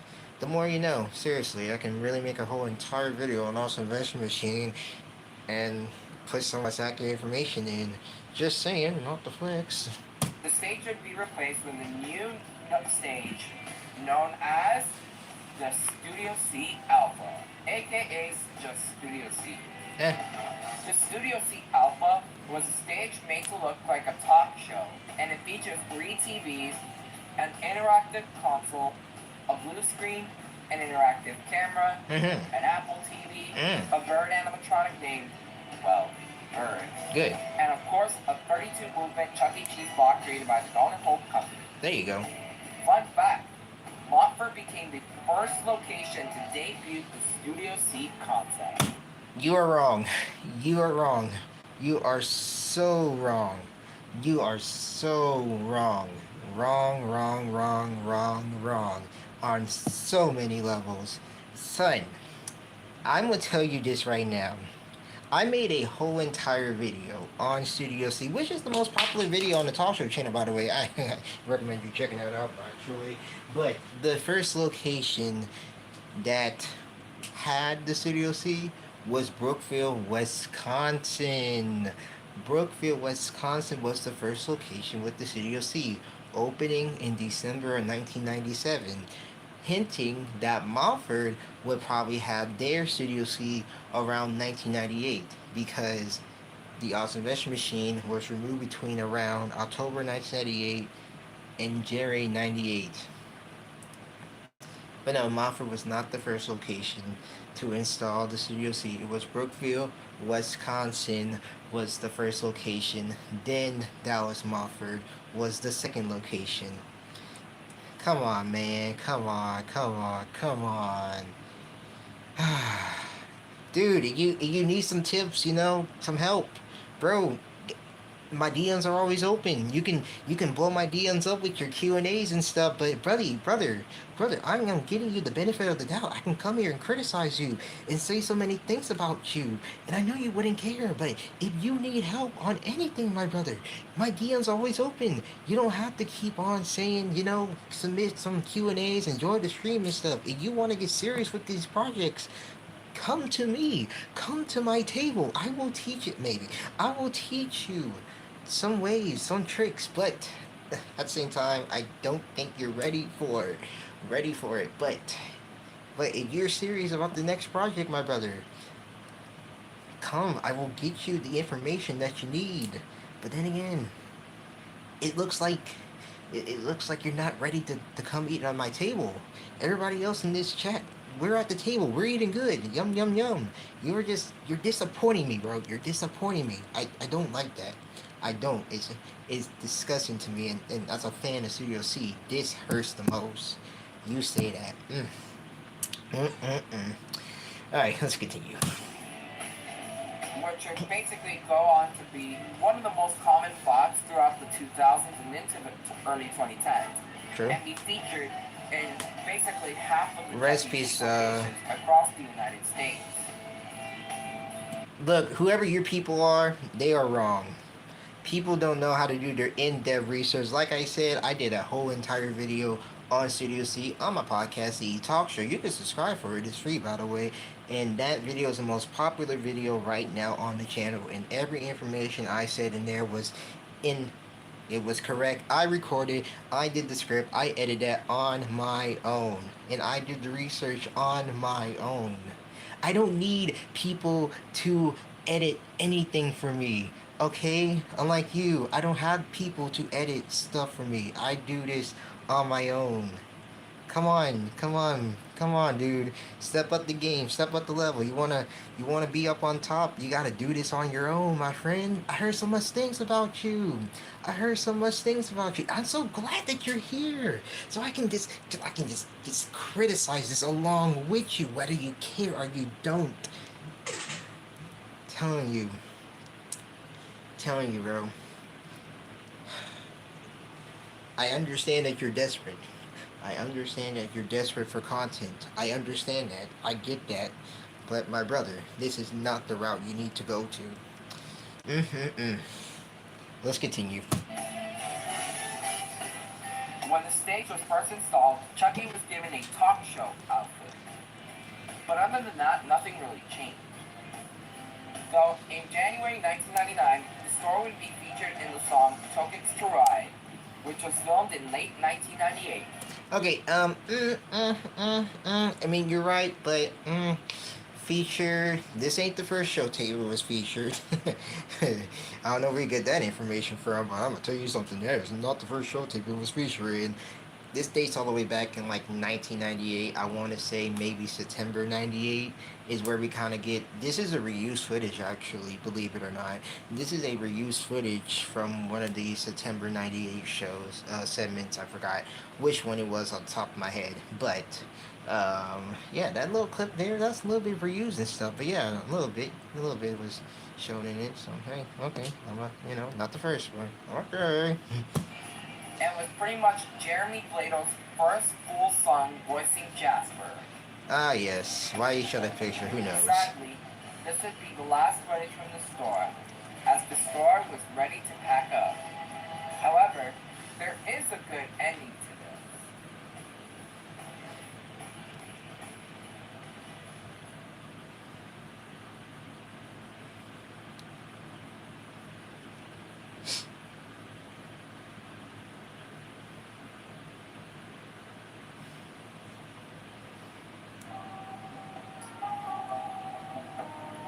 Sometime in December of 2001, the Chuck E. Cheese's in Dallas, Montfort, Texas, the old location, was closed down permanently after 18 years in operation. The reason why they closed is because they were going to relocate to the new location, which was located just a few minutes down the road. Because of this, the location was gone, and some things were sent to the new location while others were removed. As for the Chuck E. bot, he was sent to the Monroe Valley, California location until he was destroyed during their 2.0 remodel in December of 2022. Which makes me wonder, why didn't they send the old animatronics to the new location? Good point. Who knows? Anyways, for the next few years, the location remained abandoned until around 2010, when the Target next door expanded and now remains as office space. Additionally, part of the game room and showroom remains intact, even after 25 years of being abandoned. Well, almost 25 years. And that brings us to today. As of May 2026, the old Montfort location remains as the Target office space. If you want to visit the location, the address is located at 13125 Montfort Drive, Dallas, Texas, 75240. While you're there, make a video. Okay, Nick DeSpees Jr., let's just keep on copying and pasting and explaining where the location is. Hey guys, while you're at it, let's make a video there. Why not? Be creative, bro. Be creative. Okay, so, you know what? You talk about the former location. Let's see what you have about the current location. Which, in my mind, I don't think you said too much bad about the current location. Then again.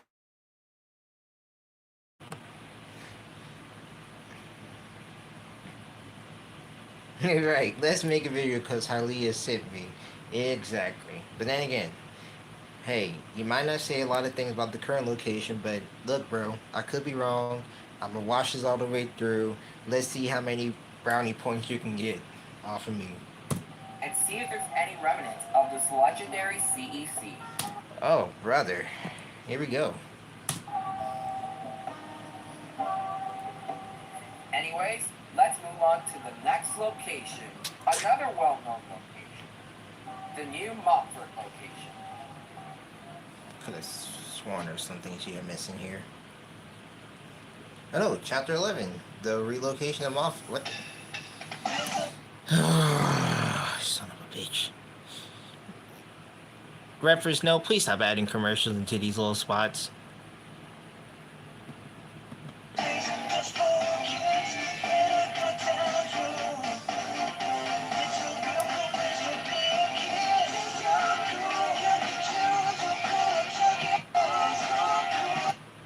Chuck E. Cheese's in Dallas, Montfort, Texas, opened on December 21st, 2001.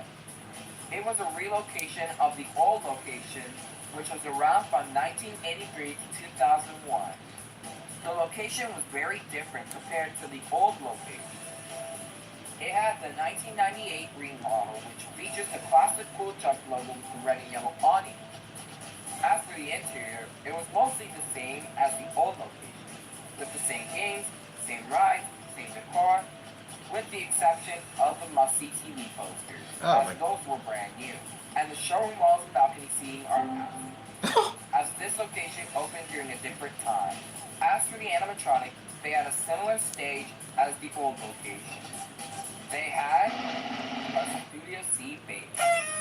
The Studio C Beta, aka Studio C 2000, was a Chuck E. Cheese animatronic stage created in 2000 and features 3 TVs, a large swirly design, a blue screen, an interactive camera, and a 16 Blu-ray Chuck E. Cheese box created by the Garner Holt Company. No. You got it wrong again. They did not have a 32. They did not have a 16, bro. They had a 32 movement. I like how I get the message that he's over here addressing it and stuff. I'm sorry, buddy. Man, I'm sorry. It's over with. Once you say, Nick, once you say some misinformation stuff, I have to come get you. So don't mention me in anything in your YouTube post, brother. Don't do that. Don't do that. Don't act all sweet and innocent and stuff. Brother, I've been noticing how you work. I've been noticing how you moving. No,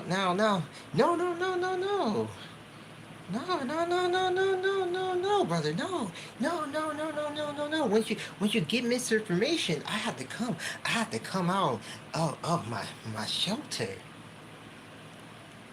This had a 32 movement, son. A 32 movement, son. 32 movement, son. Did you? I don't think you understand, Junior. I don't think you hold on. I don't think you understand, y'all. I don't think Junior understands right now. Let me go to my talk show real quick. Hold on. Buddy. I want to tell you something. You see this? You see this video right here? The downfall of Studio C, what happened? I want you to do a big favor for me. A big favor. Before you go out and you make some more mistakes again, because I really don't want to do this to you. I told you that I was going to do this to you. Go to my talk show. Subscribe, by the way, you haven't. And look, brother. Look at that. Popular video. See that? Watch that video. And you'll get more information about Studio C. Because right now, bro, you're saying things that isn't right. And I'm already feeling it. I'm feeling so much disrespect to my Studio C boys. Like, as a lover of Studio C, you're really pissing me off now. So you make some more mistakes, I swear to God. I swear to God. Let's continue. However, since this is an early beta stage, we have a 32 movement pod. Okay. Which makes me wonder, why did they send the old pod to this location? Should have just worked it around. It's a weird thing, but who knows? Though it is also worth mentioning that Chucky received the Cool Chuck outfit. This location would be featured in a song in the April 2002 show called Go to Chuck E. Cheese, which gives us a look around the store. Man, how nostalgic. It's a great song, but god damn it, we don't need this part right here. We need you talking still. It's like the West.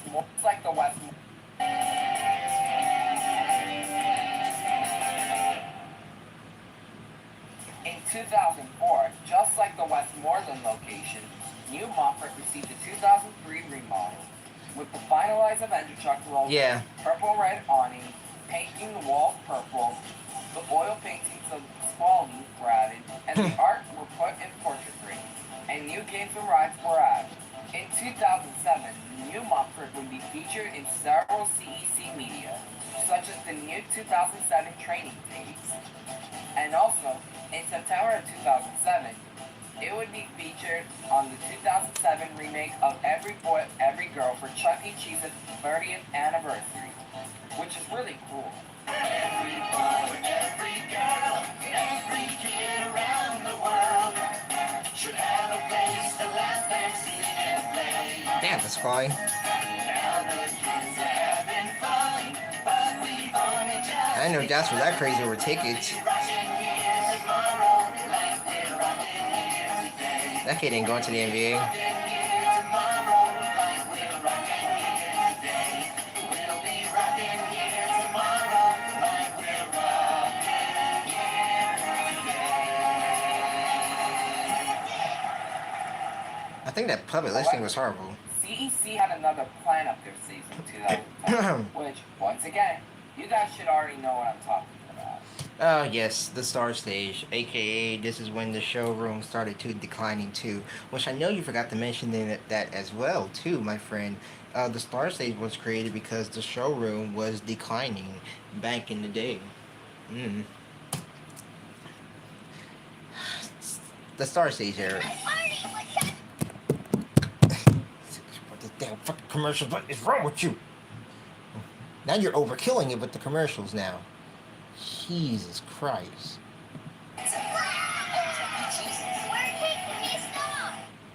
In April 2010, Montfort received the 2010 remodel with the force of lighting, new carpeting, new adventure truck decor, some we will talk about soon, and new games and rides. Around this time, CEC would test a new stage, and the Studio C Beta was removed and replaced with the one and only Star This is a party. Hey, that wasn't bad. And I know that it is a fun day. And I know that it is a fun day. And I know that it is a fun day. Party. And I know that it is a fun day. And I know that it is a fun day. And I know that it is a fun day. The Star Stage was created in 2010 and made to resemble a recording studio, featuring two window TVs, the return of the Singing Flowers from the Rocker and C stages, a Pasquale animation. Hey, hold on a second. Hold on a second. Let's slow it down, mister. The flowers, the singing flowers, was indeed on the Rocker and C stage, respectfully, but they were also on the 3 stage at the Arlington, Texas store, and of course in the corporate office, and also they used to be on the 1 stage, and I want to say the 2 stage as well. Just saying. And the same 32-bit Chuck E. Cheese box created by Garner Holt. And also a little fun fact that the Singing Flowers on the Star Stage was moved by the Bird animatronic whatsoever. Thank you, Matt, the franchise, for getting me that information years ago.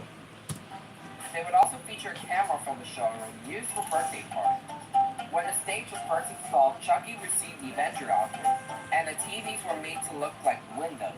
That's They true. also had a sign for the new at the time ticket closet. They also featured these character portraits for the stage, referred to as the Star Stage posters.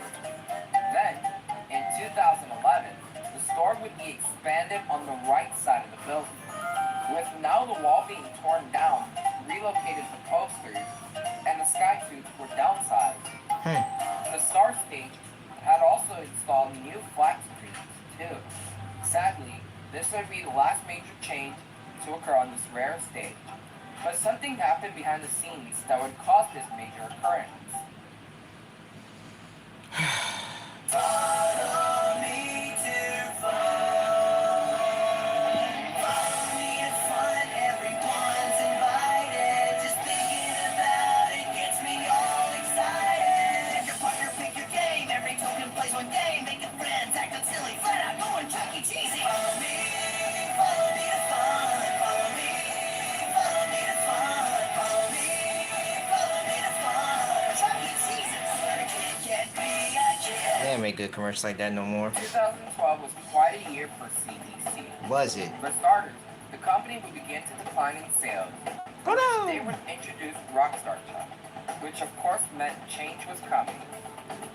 And also, the same year, Longtime director of entertainment Robert Gotcher, who had been with CEC since the early 90s and the creator of the Star Stage, was fired. And the position would go to another longtime member of the entertainment department, Jeremy Glado, aka the voice of Jasper. Former. Well, actually, I've been daydreaming about taking some time off for a long trip to some exotic place far, far away. Maybe Florida. With Gotcher now gone, Glado wanted the Star Stage to be removed. Not bad. And of course came with a new stage concept that would actually be expanded during this time. The Circles of Light stage. That too. Yeah, children. It's my favorite time of year. You know, everything's green. Hey, what happened to Wago? This came about because of Wago. Oh well, whatever. Such a long time. Don't know why it took so long to get here. But now that it's here, I'm gonna make the best of it. Enjoy every minute of the wonderful atmosphere. And I've learned it's not just a love of mine. All around the world, people love the summertime.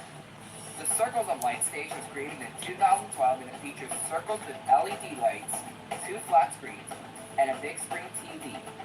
And a 16-movement Chuck E. Cheese prop created by the Gomer Mold Company. Oh my goodness, god damn it. I mean, I'm gonna give you this one, but god damn it, can you please stop saying that? It's both stages, but god damn it. This is the second time you said 16 movie, bro. You know what? Jesus Christ. However, Montford Kings kept the same 32 plot, which, yet again, makes me question why didn't they keep the bot from the old location? When the stage was first installed, Chucky was given his full Avenger outfit. Same outfit? Well, he still kept it from the Star Stage. However, this will be the only thing to happen to the bot, because no other changes happen. But by it's not, no. It is not common on COL stage, you big dummy. COL was the first stage to include both 32 and 16 movement. August 30th, 2012, the bot was removed in favor for the platform for the Wi-Fi. Wow, a few years prior to 2.0, and Chuck E. Cheese began removing animatronics. I guess this was the downfall of the animatronics, I guess. Anyway, what? The bot was sent to the old Port Orange, Florida location, which would open a year later on December 26, 2013. And the bot would remain at the location until September 27, 2022, when the location was destroyed by Hurricane Ian. The bot survived. However, corporate destroyed the bot. Again, fuck you, CEC. Okay, first of all, that wasn't CEC. That wasn't CEC's call, by the way. That was the people who was under the construction call, by the way. Wow. Okay, but yeah, fuck you, CEC. Fuck you. Wow, awesome. In April 2013, the stage would be featured in a song cover of One Direction's What Makes You Beautiful. Hey, well, that, and also, don't forget, Do the Roll. Live show. Wait, that's the same footage, my bad.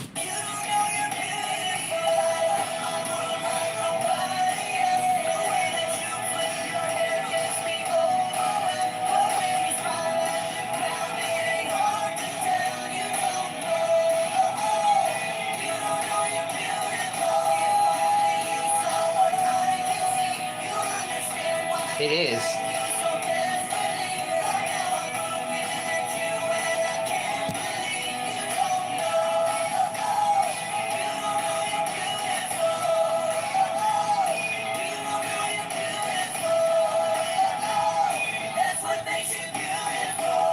There's a lot of other footages of Montford that you could easily put in here, man, and I feel like Do the Road should have easily been mentioned along with Chucky Said. And this right here, I'm not going to get you a pass because I don't care if it's old footage or not, but that is also should be mentioned too. You, my friend, are not a good history, what the fuck that word called? A history person. You get no pass on my table.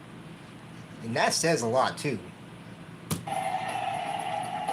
1 year later, in 2014, the location would receive the interactive dance floor as seen in the Do the Chucky video. That is a COL dance floor promo type, brother. God damn it. which foreshadows a certain remodel that we all know and hate.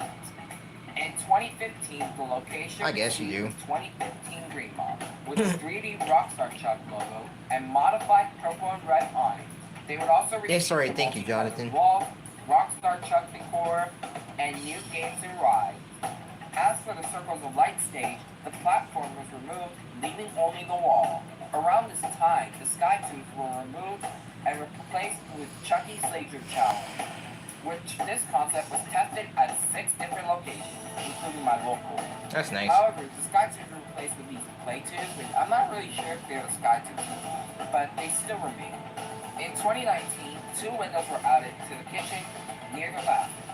As we enter the 2020s, the Chuck E. Well, Cheese goddamn, man, we're going ahead of history.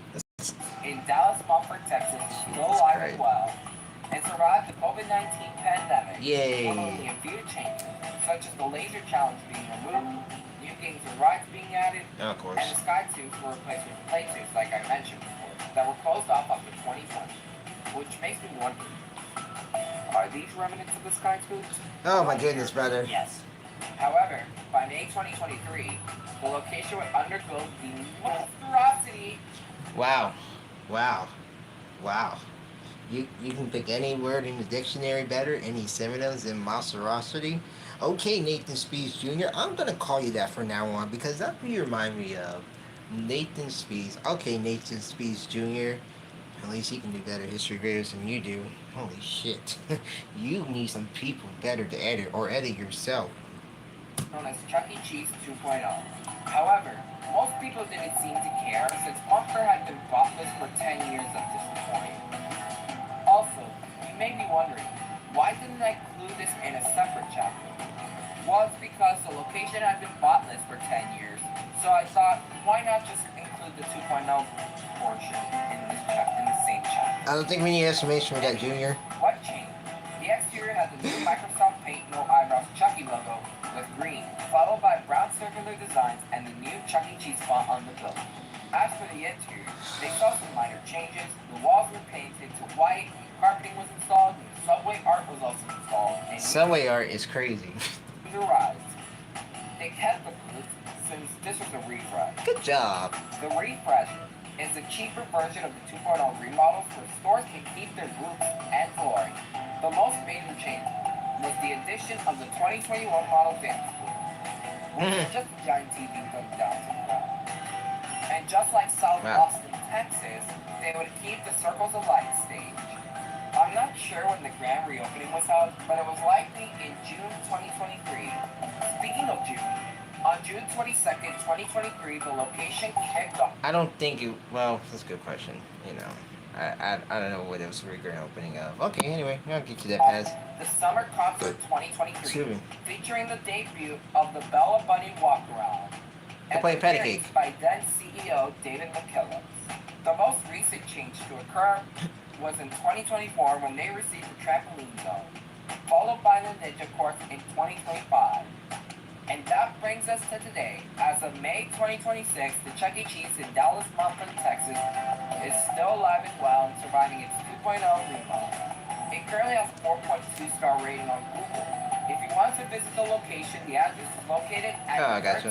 13364 Montfort Drive, Dallas, Texas 75240. And while you're there, make a video. Yes, ladies and gentlemen, you heard Nathan Speeds Jr. Let's go down to 13364 Montfort, Dallas Drive, 75240 because Nathan Speeds Jr. told us to make a video. Let's all go down, gang. Let's hope we don't get kicked out for fucking filming a botless COL because, again, Nathan Speeds Jr. told us to go. Jesus Christ. And there you have it. That's all locations of Dallas, Texas. But there's one more. Oh, yes, and this is the part where you really pissed me off. Okay. No. We don't want to hear your mouth anymore, brother. Let's get to the bonus part here. Chapter 14, the original Demoport 18 building. Oh, wait, sorry. The original headquarters building. Oh, here we go. You thought it was over? No, sorry. I had to skip the first part because you did good with the other Dallas store video part. I'm gonna get you that. But right here, my brother, right here, you better sit your ass down because I I'm really highly disappointed in you and what you said in this video. Cha cha cha cha cha. Oh my god. Skipping that part. Alright, let's get to the CC Entertainment Chuck E. video. Cheese's Pizza Time Theater near you. Yay! Welcome to the bonus chapter of the history of Chuck E. This is filter, you're right. Showbiz Pizza in Dallas, Texas. In this chapter, I'll be talking mostly about the animatronic changes at Department 18. Well, Okay. the old building. So let's get into it. In 1983, this office would open as the Showbiz Pizza corporate office for programming. The Rockefeller Wait, what do you mean for program? No. Bad. Sorry. No, they didn't get their Rockefeller show till 1985 from White Settlement. Their show was not in the office in 1983. Creative Engineering was still programming around 1983. No. You made mistake. You made mistake. You can't go back to that mistake. Stop rushing your videos. Take your time. Do the research. No.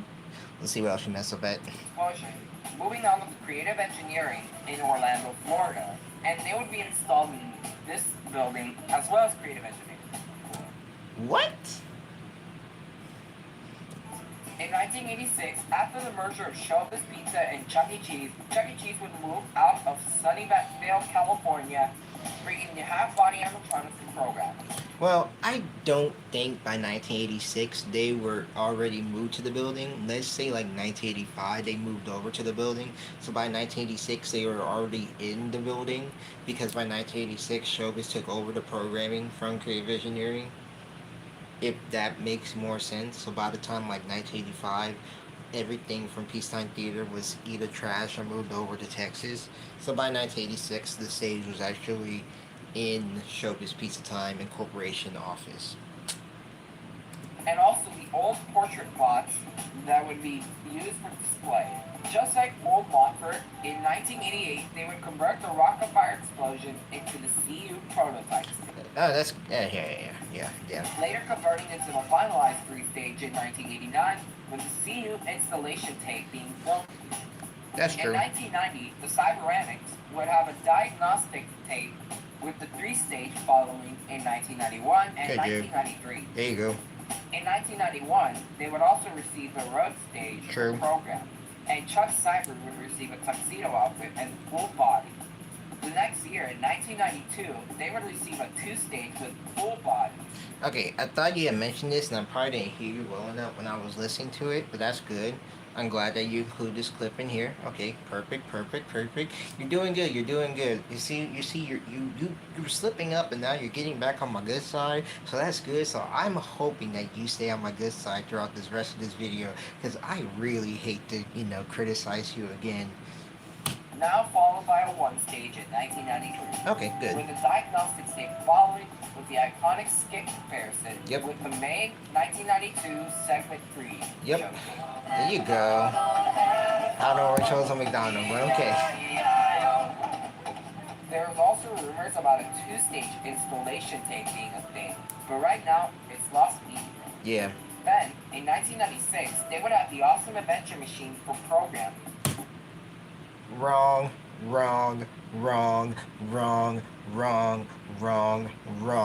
Where do you get your information from? I need to know. Who do you get your information from? Because whoever is telling you this information, I swear to God, they do not know shit anymore. And I just don't understand. How do you people not understand this? Oh my God, did we not learn anything from history? Sit down, son. Sit down. I swear, I will educate you as much as I can. You're getting to my bone plate. I'm sick and tired of you. Arlington in the back room had the Awesome Adventure Machine. Mofford had the Awesome Adventure Machine. someone at corporate had it, dude. How stupid can you be? How stupid can you be? I, I'm sorry. Somewhere corporate had one? No, no, no. Corporate had a 3-stage. They had a 1-stage. The Austin Venture Machine was programmed in the restaurant. Brian Hagen himself programmed it at the restaurant overnight. Donovan had stories about that one time where Brian had to program the Austin Venture Machine over fucking night. Where did fucking corporate had it? In the fucking in no, corporate did not have it in the fucking office. The Austin Venture Machine was too fucking big in the fucking office. That doesn't make no fucking sense. Like how the fuck are you gonna say the information wrong? You dumb fuck. The Austin Venture Machine was in the back room in Arlington, Texas, in the university room. Again, that's obviously important history right there. Then it went to Mofford to get programmed. Brian Hagen himself had to be in the office in Davenport 18 to program the 1-stage at the time, then the 3-stage, then overnight was the Austin Venture Machine. Come on, bro. Come on, bro. The information's out there. Stop getting me these lame ass fucking excuses. Cause right now you're getting me these lame ass fucking excuses, bro. You're getting me these lame ass fucking excuses, and I'm not with it. I'm not with it. I'm not stupid. I'm not born yesterday, dog. I'm not born yesterday, dog. I've been knowing this information for a very long time, brother. Tell me something I don't know. Get the fuck out of here, man. I'm not sick and tired of you YouTubers always trying to make good histories and everything like this. See, this is why you can't do history videos, bro. I get it. I understand. You're desperate. You're desperate for content. You want views. You want all this. You want that. I understand that. I understand. See, I was gonna get you the benefit of the doubt. I was gonna say, come to my table. I can teach you the ways. I can teach you how to make good history videos. But now, dude, you're on your own. You piss me off. You piss me off. And I'm continue on with the video. Continue on with the video. which would be removed by 1997. In 1998, they would install the Studio C Alpha station. Oh, here we go again. Here we go again. Mr. I'm getting information wrong. Brother. The Studio C Alpha was installed in the office on October 3rd, 1997. You heard that correctly? I don't think you heard. I don't think the people in the back heard that. October 3rd, 1997. That's the official date when Studio C debated. Jonathan actually said it too in the chat not too long ago. Corporate office was the first one, but in store-wise, Brookfield was the first one. October 3rd, 1997. Again, I made a whole video about Studio C. Come on, bro. Come on, bro. What are you proving to me? You're proving nothing. You're proving more and more of how disappointing I am. And brother, I'm sorry. This video is not gonna cut it. you can't sit at my table. I can't teach you nothing. I just can't teach you nothing, brother. I can't. Okay, you know what? I'm not shit about to die. Let's wrap this shit up. Following after, with a diagnostic following up. In 2000, the tux on the 3-stage was replaced by a cool chuck outfit, and the plastic masks were installed. On the Studio C, the talk show outfit was replaced by a cool chuck outfit with Chuck's cool chuck hat. Hey, that's my thumbnail I use. To represent the current design at the time. Oh my goodness, brother. Nah, fuck this. From April 2001. Why do you put these clips, bro?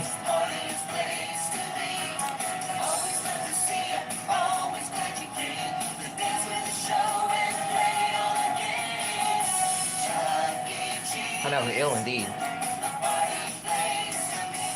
Another Studio C diagnostic would happen in 2004, which that year, the outfits were changed with the Avenger outfits on both the 3-stage and Studio C bar.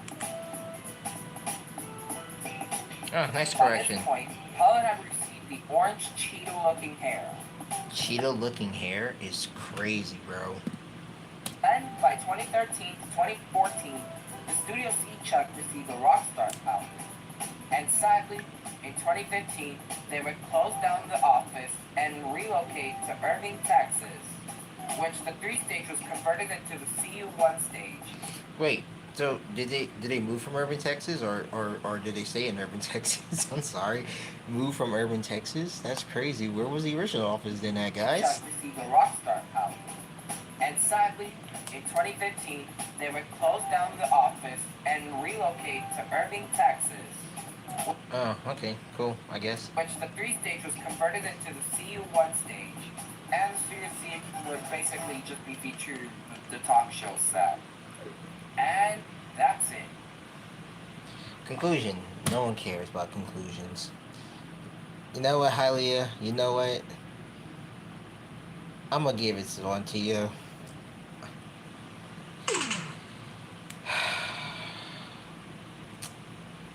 And then I'm gonna hop off now, cause you really just made my night, bro. You really just pissed me off tonight. You really just boiled my boil tonight. I despise you as a content creator very much, and I don't care if you take this to heart or not. I really don't care anymore. Okay, you really you're desperate for content.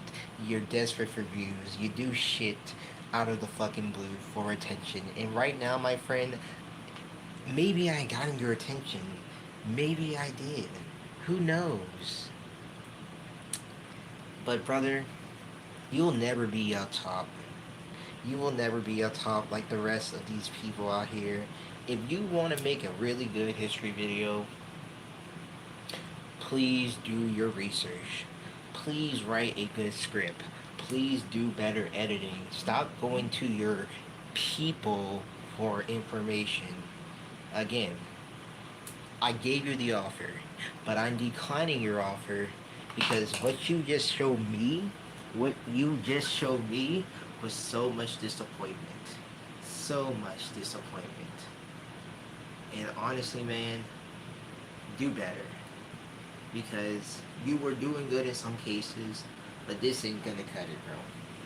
This shit ain't gonna cut it. And I don't care if you mention me addressing your situations and stuff. I'm not gonna fall for your bullshit ass excuse talking about, oh, well, I was aware of this or I was aware of that. Oh, I recorded this back in May. Brother, dude, I have a whole video still in plan. And I've been doing this video since about like 2 years ago, something like that. But I take my time and I take my effort of doing research and stuff. Again, I hope this is a lesson that you can learn from. If not, I don't care. You can come back on this stream when I can criticize you again. But I'm glad you joined. I really did. I'm glad that you joined and see this, bro. But I'm sorry, Nathan Speeds Jr. I'm gonna forever call you that now because you are now a Nathan Speeds Jr. But Issa Rob did better with Arlington history, Mofford's history, somewhat urban history. He did better. But you, my friend, nah. You just need to put the fries in the bag, bro. This shit ain't you, dog. You can make any other content. You can interview whoever you want on your little streams and stuff. But brother, telling you, bro, you're just desperate. You're desperate for views. You're desperate for the likes. That shit ain't gonna take you nowhere, bro. Whether you take my words or not, whether you gain off of this or not, don't even come to my DMs. Don't DM me. Don't DM me no stupid Q&As, all that bullshit anymore. Because I'm right. So, that's pretty much it. Put the prize in the bag, bro. You disappointed me in so many levels. So, anyway.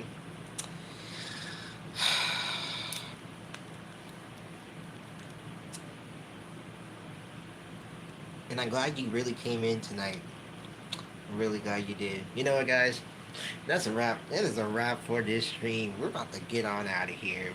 My thing's about to die. But anyway, you guys enjoy the rest of your night. I'll see y'all on the next stream. Until then, y'all stay safe.